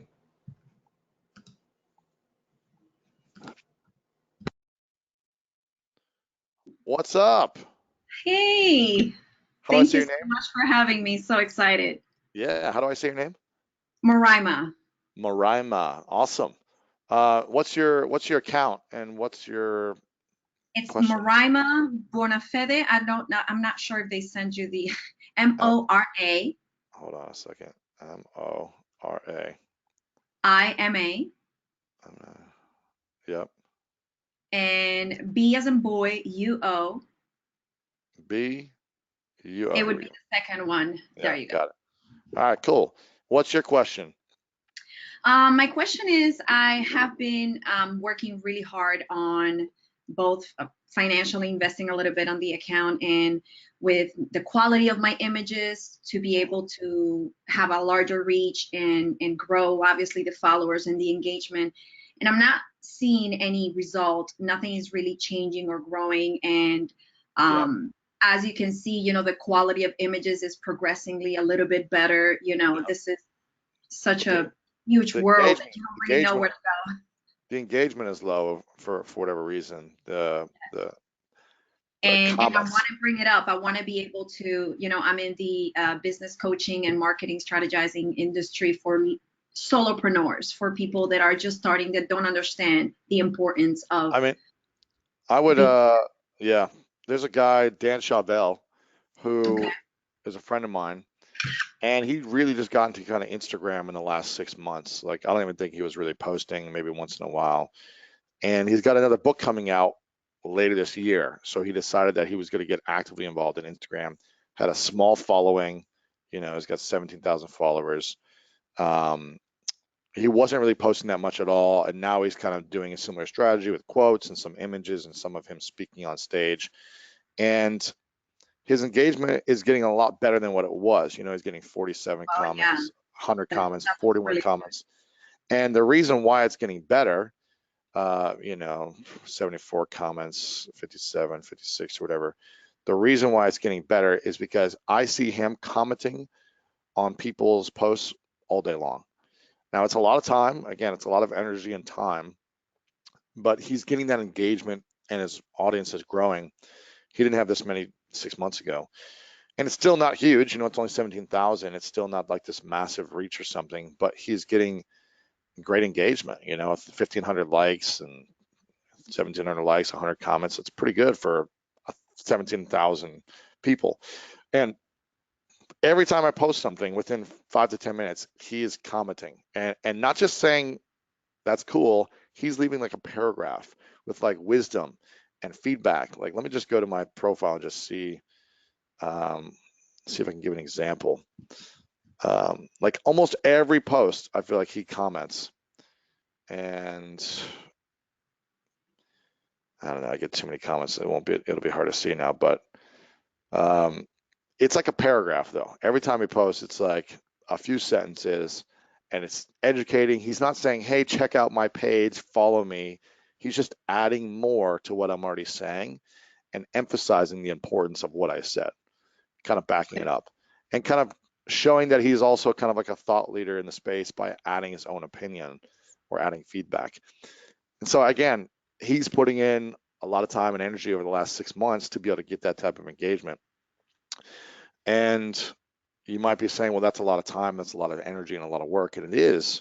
Anything is. I've well, been at this doing. point, I'm really ready to just invest Yeah. whatever I need to Yeah, do. and it's not always about like the investment in like the ads or that type of stuff. It's the investment in It's time. the time and the quality of your value that you can share with people. And just going there and liking people's stuff or saying cool or that's nice doesn't add value. It may let people know like, oh, you're liking this, but still don't know who you are and what you can teach me. And I'm seeing that with a few other people. There's another guy. Let me see if I can find his page. This guy, Caleb Campbell, he's commenting on a lot of my stuff and doing similar things. Again, not that big of a following, 5,000 followers, former ex-NFL player. He's doing the quote stuff, photos of him, very similar. He's a business type coach, speaker, that type of thing. And he's getting decent comment with 5,000 followers. He's getting 200 likes and 24 comments, 92 comments here, 400 likes with 5,000 followers. So he's picking up speaking gigs, coaching clients, things like that with a small following by commenting on a lot of other people like my page and other people in his space. Again, not saying, hey, look at me, like come follow me and hire me, but by just adding more value to what's already being said. So I think that's. So it's okay for a smaller, I'm sorry to interrupt. It's okay for a smaller page to be able to pour in a little bit of knowledge in a bigger account such as yours.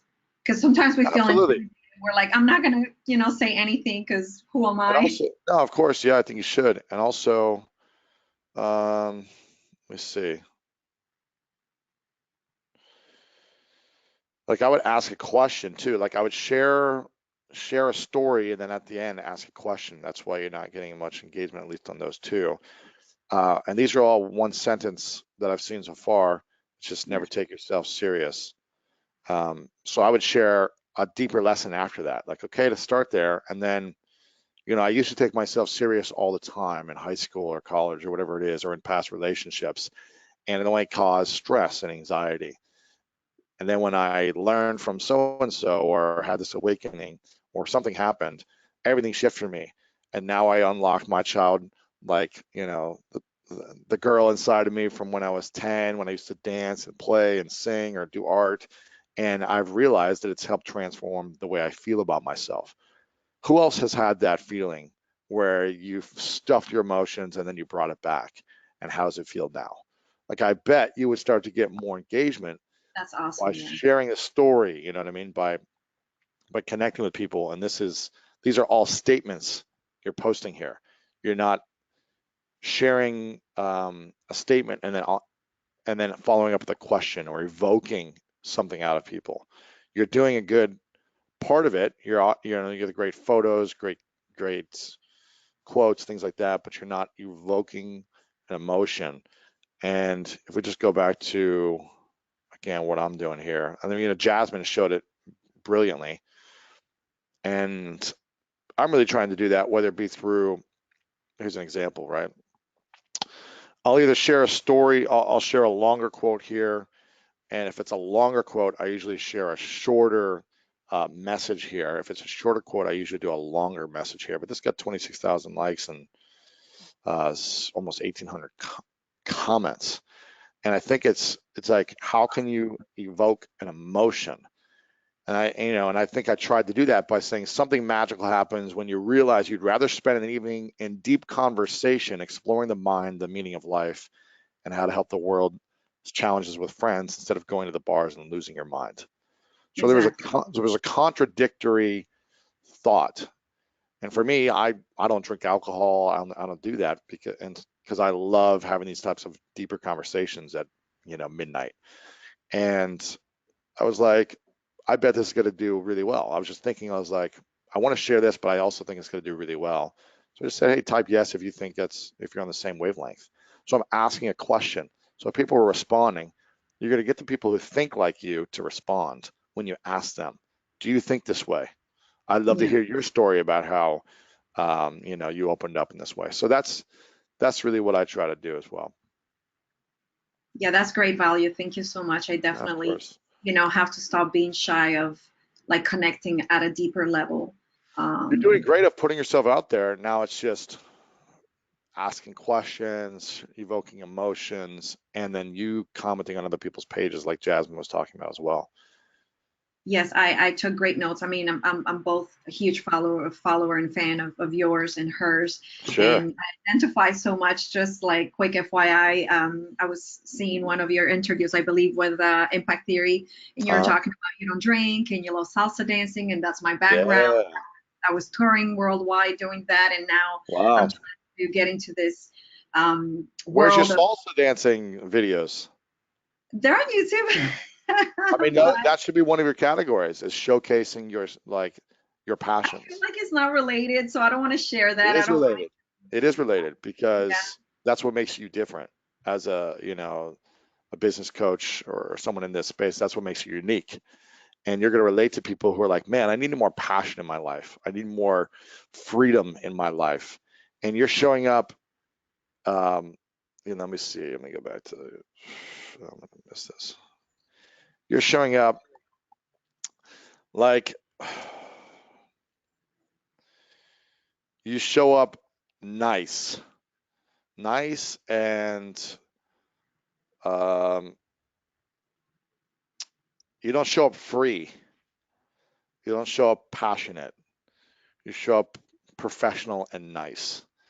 And that's going to hurt you, I think. I think once you start showcasing your uniqueness, the things you love to do, whether there was like one fitness thing here, but that's after the gym. It's like once you start showcasing who you are as a person, you love salsa or dancing, you love working out, you love being out with friends, you love traveling, it looks like. Once you showcase these in different ways, you can start embedding lessons through those videos. Yeah, Like you post the video of you working out in the boot camp here, and then you that was can, actually my gym. I own the that's gym. there you go. And then you embed the lesson in the text afterwards, right? You showcase you salsa dancing for 30 to 60 seconds, and then you say, salsa dancing is the key, one of the things that unlocks my passion and my freedom. What's the thing that unlocks your passion and your freedom in your business? What's the thing that makes you feel alive? What's the thing that brings out the best of you? It's leading with your passion and then following up with the question. That's what makes you stand out. If you're not showing any of that, you're just like everyone else. So I think I you know. have to post those things in order to get engagement and stand out. Otherwise, you're just constantly scrapping around to try to get the same clients everyone else is getting. It's like stand out more so than everyone else with your uniqueness. That's the way you got to do it. Thank you so much. Yeah, of course. I have so many notes. I'm just so ready to implement. Yeah, awesome. I'm excited for you. Thank you. I can't wait. All right. Awesome, awesome. Keep me posted. Okay, I will. Thank you. Awesome. All right, we'll talk to you soon. Okay. Bradley, Hey, we got maybe one more, or do we want to? Hi. If you got one more, let's do one more. Otherwise, we can wrap it up. I've got Wahido. Hopefully I pronounced that right. All right, we'll do Wahido. Yes, you pronounced it right. Wahido, Hello. where you from? I'm originally from Portugal, so at the moment I'm speaking Portugal. from Portugal. Yeah, Love it. You speak I'm Portuguese so and excited. Spanish, or Thank you so just much. how many Yes, languages? I actually speak not only Portuguese, but Spanish, English, a bit of German, Italian fluently. Wow. So yeah, many different languages. Buenos dias, obrigado, ciao Bom dia, bella. obrigado. Bellissimo. Exactly. Awesome, man. What's your question today? Well, basically, I'm in the process of bringing up to everyone that I can my coaching practice. You know, I do life coaching, and basically, I just want to bring more value to other people and to have engagement. You know, I'm starting to get momentum, but I really want to get to the next level and really touch people in a practical sense. What's your page? So it's Wahido Marata. That's Wahido, and then Got Marata. it. That one. Yeah. Okay, cool. So you're doing coaching, life Yeah. coaching, find your voice, go beyond your struggles, limiting beliefs, boost self-confidence, self-awareness. I like it. So what's the biggest, are you having success right now, or are you feeling like you're struggling in a lot of ways? No, I basically, you know, I've done many things throughout the years, but since the beginning of the year, I've been focused more on life coaching from the standpoint of the ICF, which is the training that I have, and so I'm basically giving a lot of free sessions, a lot of them, Yeah, like on a yeah. daily basis. And how do those A lot work? of them. Very good, but you know, the thing is, I don't bring out as many paid clients as I wish, and so I'm working on that. How many out of 10 do you get ever How free many out of session? 10? How many, I if would you do say 10 free sessions, how many do you get? 3 people out of 10, Okay, and and how long are the free sessions for? they are for 1 hour. You know, the Dang, ICF, yeah, that's long. yeah, the ICF has this kind of standard, and usually it's 1 hour. Yeah, 1 hour for a free session. yeah, it's quite long. Yeah. Wow. But I guess if you can get them, if you walk them through a model where people are getting clear on what they want, their vision, their goals, and you can help map that out in the first hour, then the key is that, I guess the thing is that they would follow up and hire you to stay accountable every week. Is that right? Yes, exactly. And I really want to bring value to people, even though many of them cannot afford my services. So, you know, if there is anything that I can do, you know, I'll do it in that hour. And I follow up also, you know, I really want to bring people's lives to the next level and help them in a practical way. But, you know, I'm paying my toll because I'm not able to convert as many as I wish. And, you know, I need to build momentum. Otherwise, So I what can't manage. what's missing from you in either the process in which they apply to sign up for a free call, or the process in which you're not enrolling them in your ongoing services? What's missing?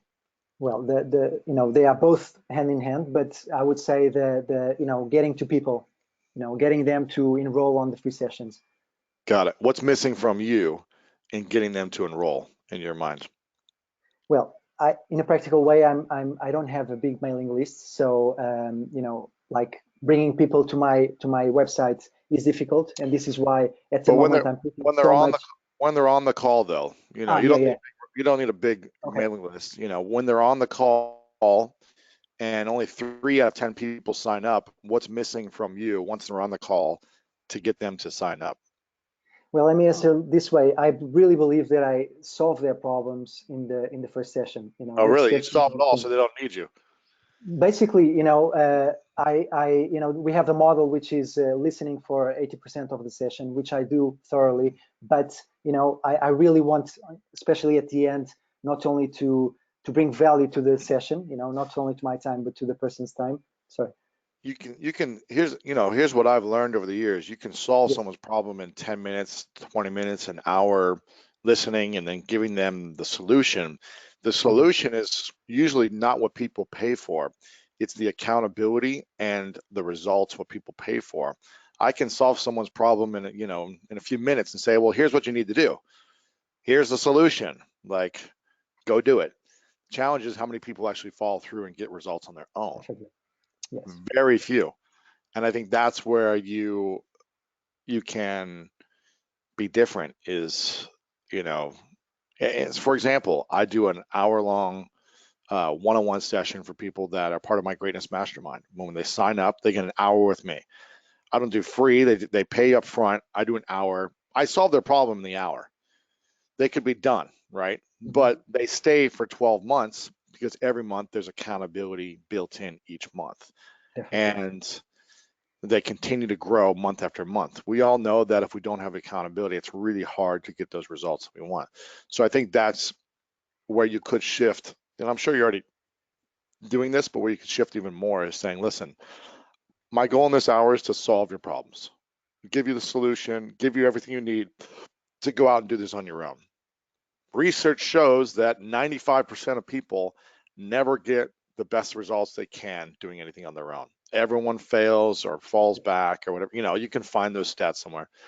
And saying, and that's why it's really important to have a coach, and emphasizing the power of accountability, ongoing coaching, and doing a 90-day trial. And I think that's how you could shift from 3 out of 10 to 6 or 7 out of 10. But Okay.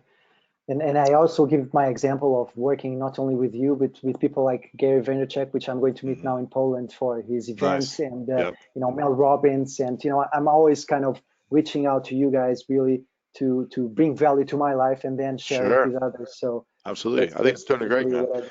And I think also, I don't know what your application is for people to get a free call with you, but I think when they apply or sign up on your calendar link, whatever it is, I think Yes. having a video of Hmm. you may already have this, but having a video of you and the process of, okay, here's what you're going to get in this 60-minute free call, really mapping it out, but already starting to say that, when we work together after the call, my vision is to keep you accountable at the highest level. My vision is to continue to offer you solutions. My vision is to continue to help you achieve exactly what you want in your life.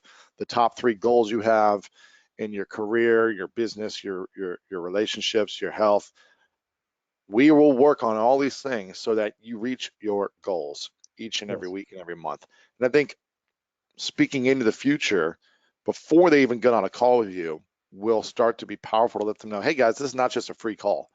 This Hmm. is a free call. And if you don't have accountability set up in your life, this plan will not work.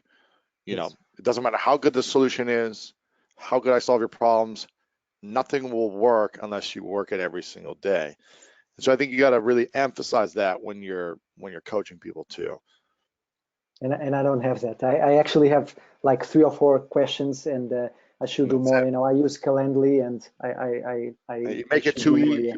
Yeah. You make it too easy where people are like, oh, I'm just going to get a free call and then Yeah. I don't need anything else.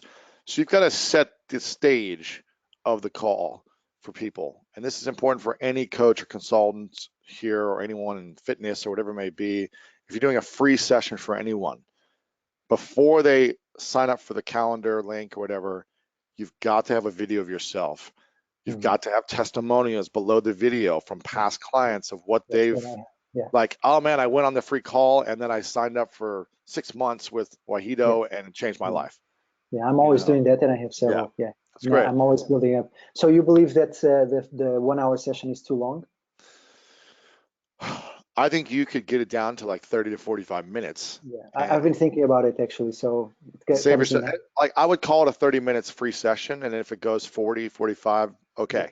But that Hmm. way you give yourself the out if you're like, this person's not going to be good to work with because you want clients that work for you as well. You don't want to just take anyone. You want to take clients that you like that work for you, not that are like, oh, I can't believe I have to work with this client today. Definitely, definitely. And I work a lot with actually Instagram influencers. People have 20,000K or more, and that's something that I always tell them. You need to create your packages to the people, to your ideal clients, to your Absolutely. target audience, so that you Absolutely. are actually powered up and empowered by working with people, not just dragged That's down it. and for the money or whatever. So That's it. I've said no to a lot of people that wanted to be a part of my mastermind to pay 35, 40, 50K that I'm like, I don't really want to talk to this person that often. Like, I don't yeah, want this person around everyone else because I think it's bad energy. I don't care about sure. the money. So I think you got to get clear on that. Um, and also have a better follow-up process. Like, it's the pre-qualifying, it's during shifting things a little bit, and then the follow-up. If they're like, nah, I don't want to be a part of this, like Sure. follow up and say, give them like a report, like a one-page PDF report, like a beautiful thing that's like, here's the main things we talked about. Here's the 3 big goals you said you wanted to achieve. And here's the game plan of doing it. But again, let's try it for 2 weeks, 4 weeks, and get you going. Once a week calls or whatever it may be, accountability, because you just got to get people going. Yeah, but I do that a lot because You do. That's good. I've throughout 20 years I've been going through.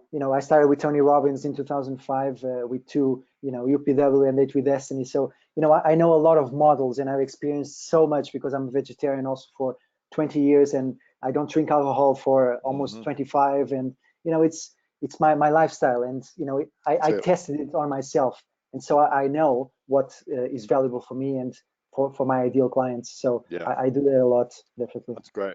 That's great. Yeah. Well, hopefully that helps, and hopefully you got a few pointers Yes, there. But definitely, yeah, definitely. Thank you well, very Hito, I, much I for your appreciate time. you, man. I appreciate Yeah, you very thank much. you. You We'll too. talk to You you soon, too. brother. Thank you very much. Of See you next course. time. All right, guys, I want to wrap it up.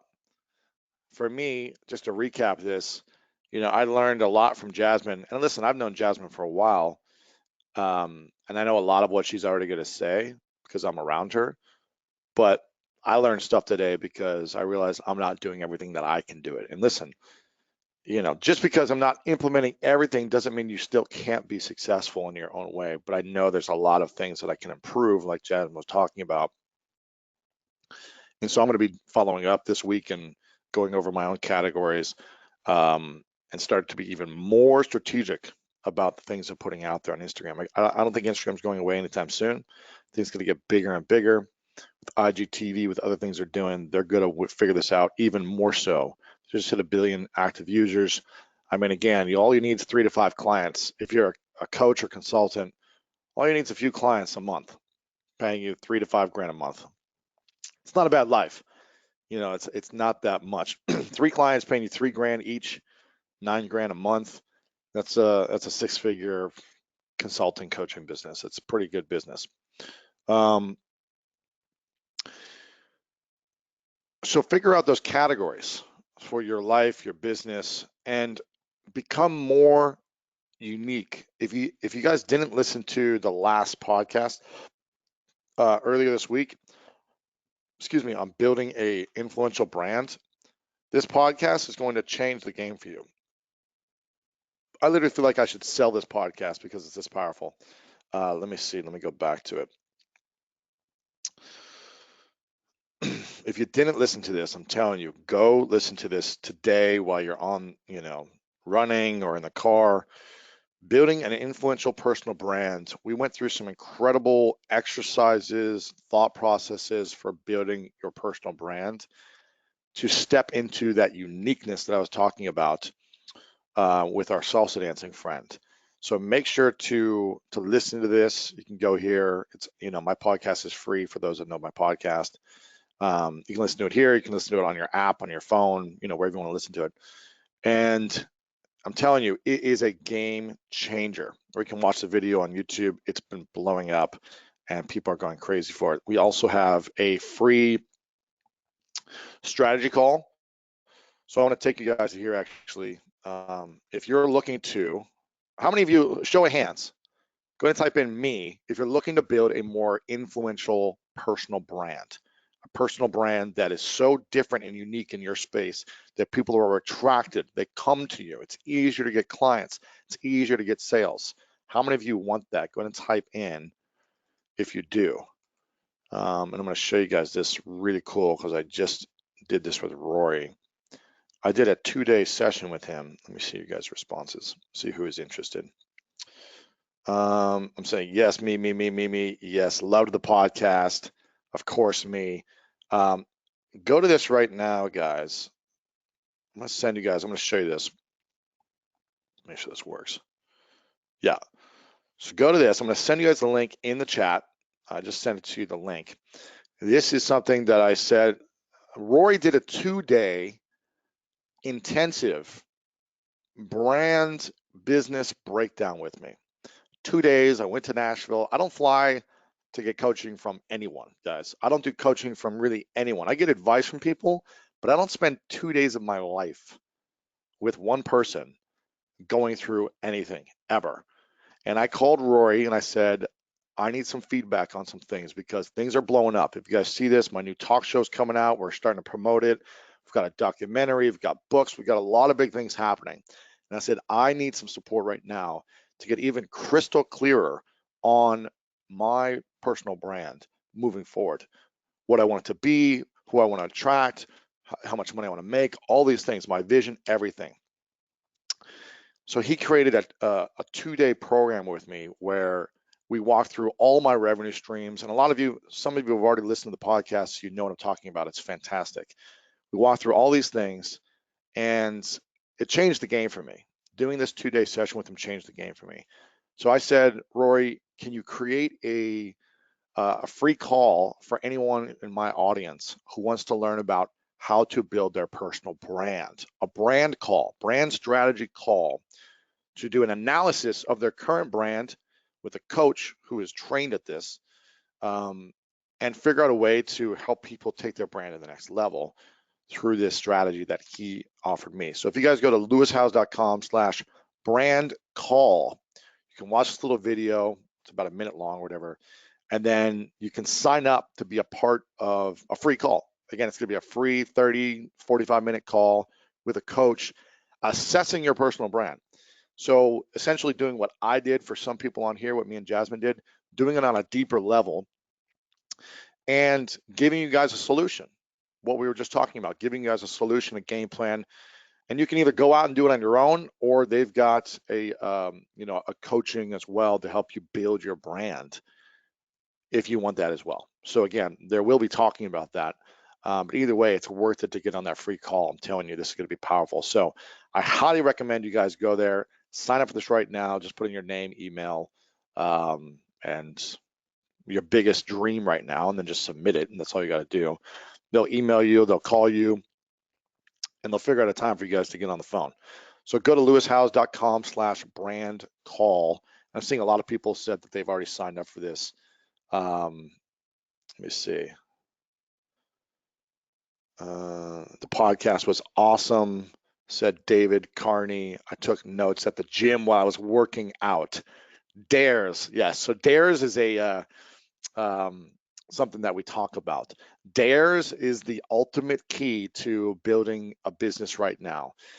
And Dares is an acronym. So if you listen to the podcast, you'll know what Dares are. And everything in my business now is looking for Dares.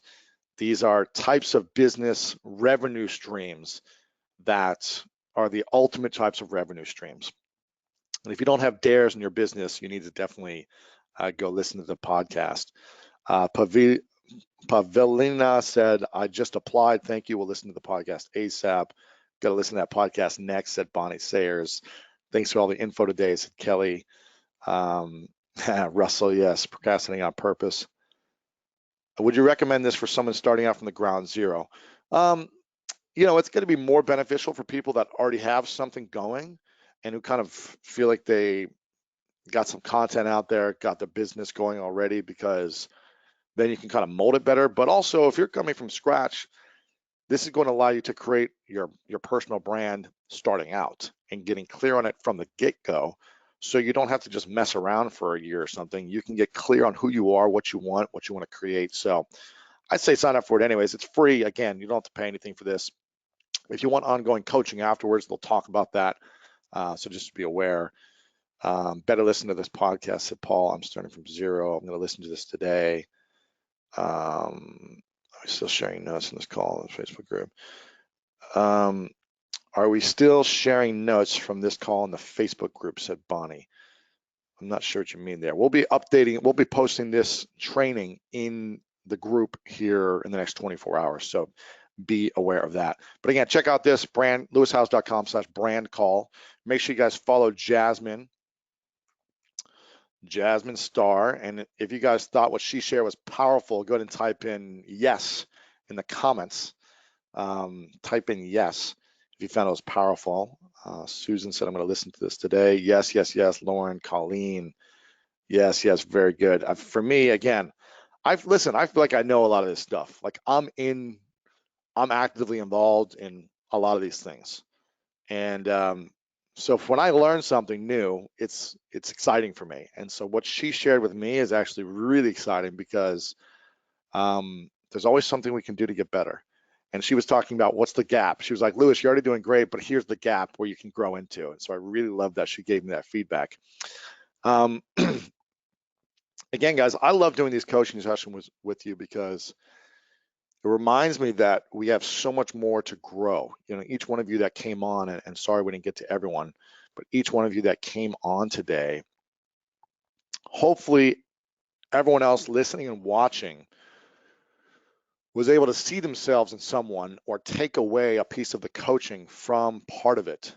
Because when I coach one person, I'm coaching everyone and speaking into that as well. So if there's any coach or consultant, life coach, business coach, relationship coach who does calls, consultant that does calls, I'm speaking to you. I'm not just speaking to our friend who's a life coach here. I'm speaking to you of like, how's the qualifying? You know, for example, let me show you a great example. Here is a qualifying video. We put this up as opposed to just sending people to an application page and say, hey, sign up for my calendar and get on a free call. We did a video that talks about what you're going to get from the free call, why it's valuable, how it's going to serve you, how you're going to make a lot more money by getting on the call, just by getting clearer on some of the things in your brand. When you have a strategic coach that shows you what you're doing and what you're missing out on, that alone is going to make you more money. Whether you continue to sign up for coaching afterwards is another thing. But having this video, if we didn't have this video and it just said, hey, sign up for this form below and we'll give you a call, it's not going to be as effective. Now, we just put this up quickly because we decided to be something we do. And eventually we'll have more testimonials and other stuff down here, but people came to it from this episode. I'm not like promoting that page out anywhere else. So they listened to a full hour interview with Rory where we break down the strategy of building a powerful personal brand. So there's really an hour-long qualifying conversation if anyone wants the free call. And that's what's key. You build the reputation, you build the rapport, you add massive value. Like he could have charged for this session right here on just teaching how to do this in your brand. And he gave it for free. And that's the key. So really there's a whole process to this. I've seen a lot of you guys said you loved this, you loved having Jasmine on, you learned a lot. Go ahead and post. Oh, we'll do this right now. I think someone was asking about this. Facebook. I want to have you guys do this. I forgot. We do this every time. So I'm going to go in the inner circle right now, and I want you guys to leave a comment. I'm going to type this right now. So go ahead and log in the inner circle right now. What was the most powerful insight you learned from today's inner training with Jasmine Star?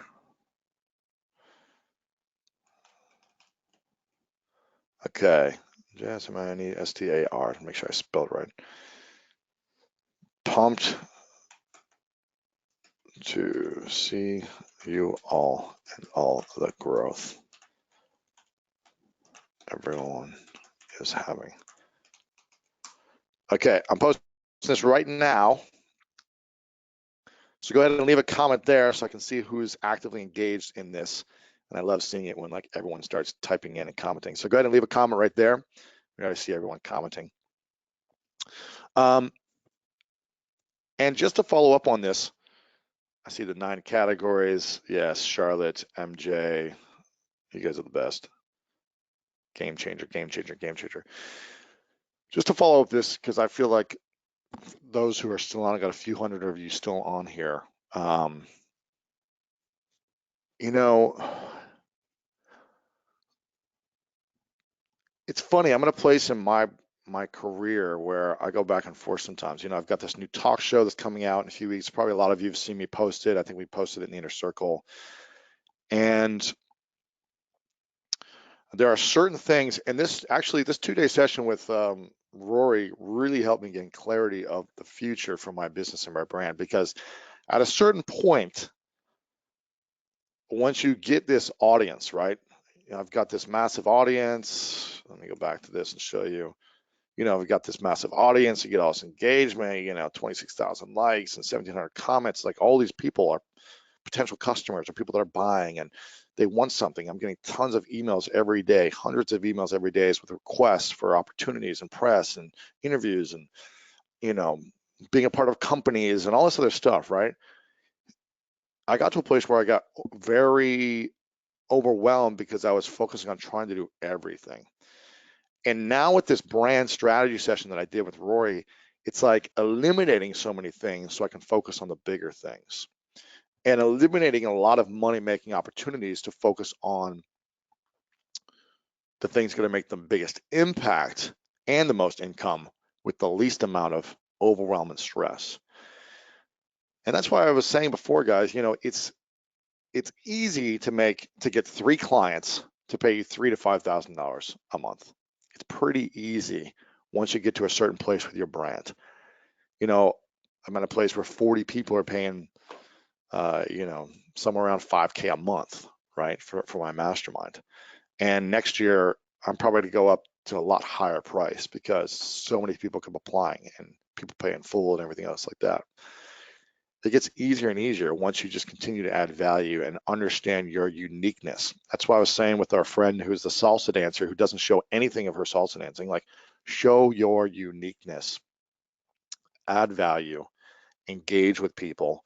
Like, it can be simple as well. You know, like Jasmine said, it's like, know your categories, know who you are in your bio and what you're offering to the world.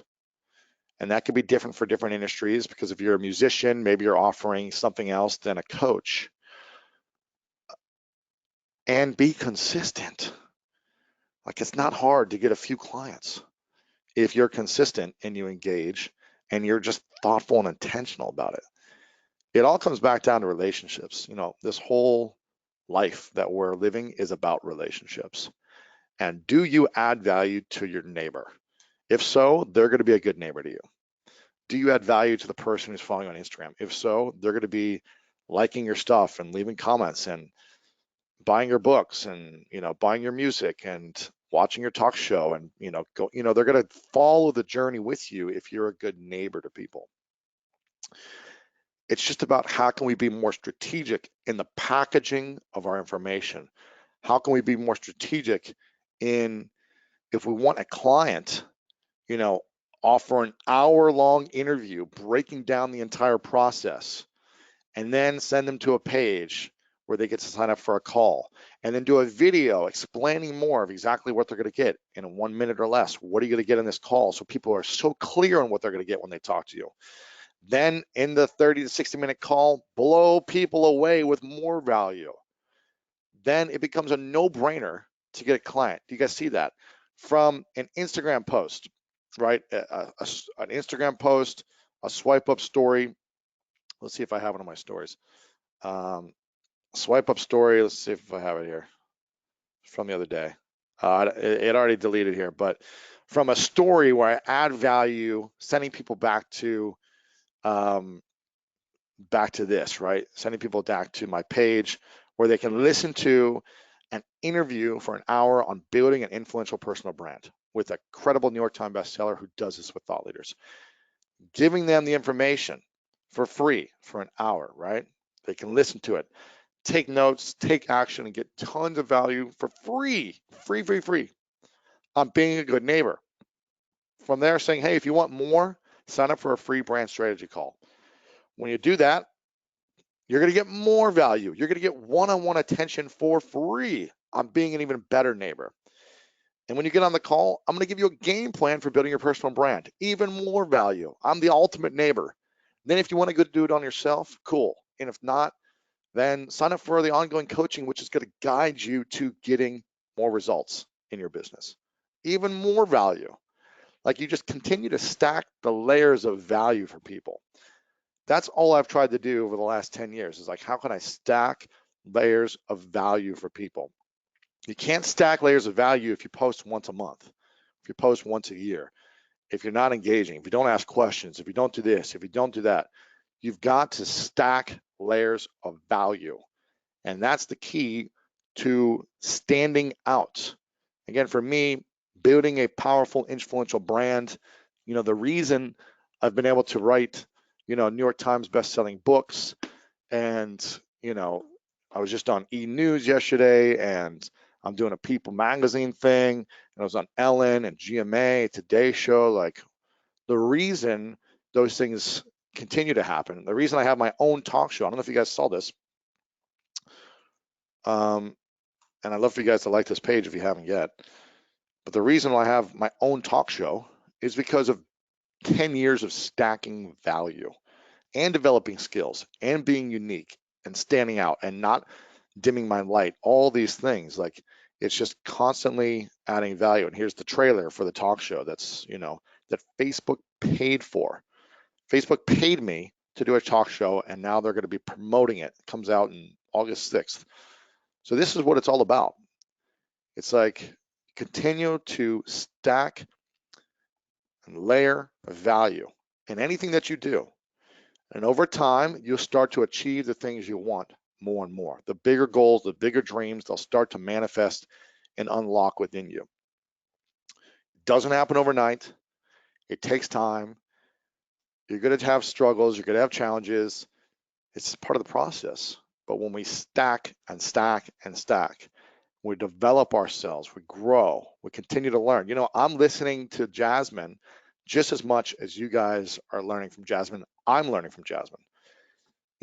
I do it for myself as well to see how can I learn and then teach this to my team and apply it and grow. It's a never ending process for me.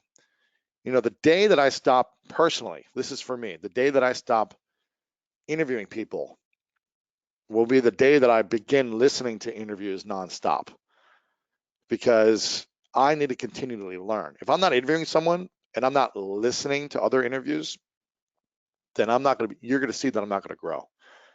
And so that's why it's important for me.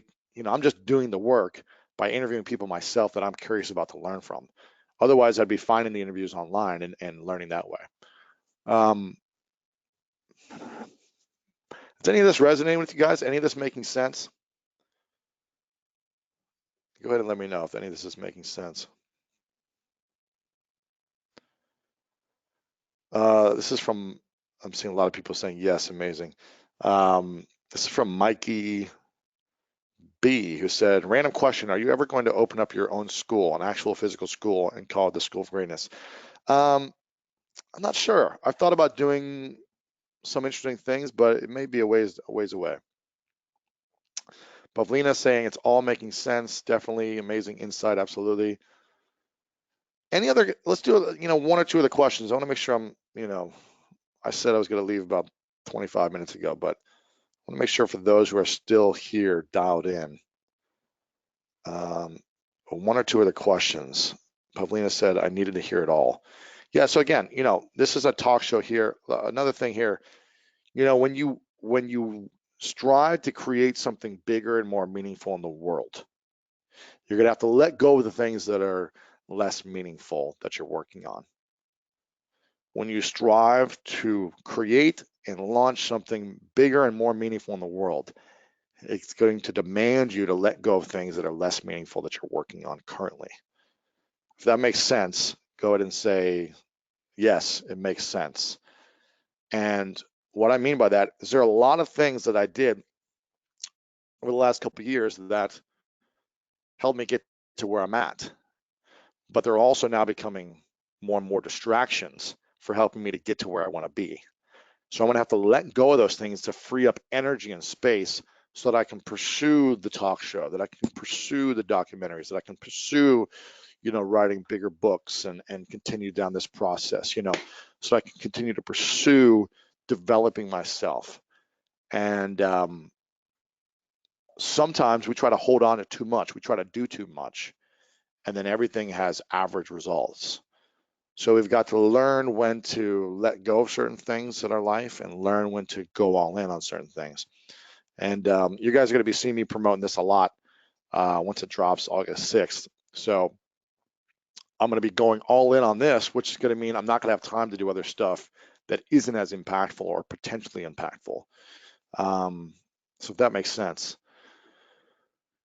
And the goal will be just getting people to watch and share. It's not that big of an ask, but that's what it's going to be going to do. So let me go back into Inner Circle. And gosh, I've been loving the Inner Circle lately. I don't know if you guys have been loving it as much as me, but I'm really glad that we listened to you guys, because all I want to do is make sure that this continues to grow and evolve to be what you want and what you need. And bringing in my inner circle, the people who are crushing it at a big level, bringing them in and teaching and coaching you guys for the first hour and 15 minutes, for me has been a game changer, because I realize that there's so much more I'm learning from them. And then I can also add on top of what they're teaching you. I can also add on top of what I know as well. So you're not just learning from me only, you're learning from me and the greatest experts that I know, which I believe is worth even way more value than just me teaching you all the time. And then doing the live coaching afterwards. Are you guys still liking the live coaching? Do you feel like even if you're not on the live coaching, that you get value from hearing me and the other expert coaching people in the group as if it's you being coached? And I'm seeing lots of yeses, yes, yes, yes. So cool, guys. I don't want to keep you any longer. We did 2.5 hours today. I apologize if I gave too much in length and time. I try to over deliver as much as I can for you guys. And next month, we've got next couple months, we've got some other big experts coming on that I'm excited about. I don't want to announce it just yet, because I'm not sure which month the person is going. It's going to be next month or the following. But I'm very excited about these next two topics. I think it'll be powerful for you guys. I'm bringing a couple big experts on a couple different topics, and then obviously we'll be doing our coaching at the end. I believe if you guys get one idea each month, not tons of ideas, all you need is one thing that will help you build your following, build your email list, and eventually make more sales in your business. If you get one idea that's worth thousands of dollars, then $49 a month is worth it. If you get one idea, right? If you meet one connection, if you learn one strategy, if you get one client from it, like whatever it may be, it's worth this. And so my goal is to over deliver, give you as much value as possible. So you get these ideas each and every month, and you get the motivation and the coaching and the strategy. And if you get one thing that'll save you time, save you money, help you get more clients, help you grow, that's what it's all about. So for those who signed up for the brand call, go ahead and do that, and hopefully you'll get set up here soon. If you guys haven't, we're about 2 months away from the Summit of Greatness. If you guys don't know what that is, if this is your first month here, this is our annual event. I'd love to see you there. We're expecting 2,000 people. We're 70 days away. You can see it right here. This is an experience and a journey like none you've ever experienced. I can tell you that. And this year is going to be our biggest year yet. We've got some incredible speakers. Dr. Mark Hyman, Dr. Shafali, Jay Shetty, Amy Purdy are the first four we've announced. We haven't announced the others. They're already confirmed, but we haven't announced them. So I'm excited about that. But this is a powerful experience, guys. We've had, incredible speakers in the previous years: Brendan Bouchard, Esther Perel, Mel Robbins, Maria Sharapova, incredible people come and speak. And this year is going to be blow you away. October 4th through 6th. We'll be hanging out, connecting, partying, dancing, exploring how we can reach our ultimate human potential. go check it out, summitofgreatness.com. Bring your friends. There is a discount code as well for Inner Circle members. If you use capital greatness, the number 10, you'll get a 10% discount. So greatness 10, make sure to use that when you check out to save a little bit there as well. But I'd love to see you guys in person. There's going to be people flying in from all over the world. So I'd hope to see you there in person. And other than that, ask your questions in the group, the Inner Circle group. Go ahead and post questions there. We'll be responding throughout today, all month, continually adding value. And you guys are amazing. I love you guys very much. Have a great day. Have a great rest of the week. Go listen to that brand, building a personal brand interview if you haven't listened to it yet. A lot of you already said you applied for the coaching, so that's great if you do that as well. But if not, at least go listen to the podcast and let me know what you think. Love you guys. Talk to you soon. Peace.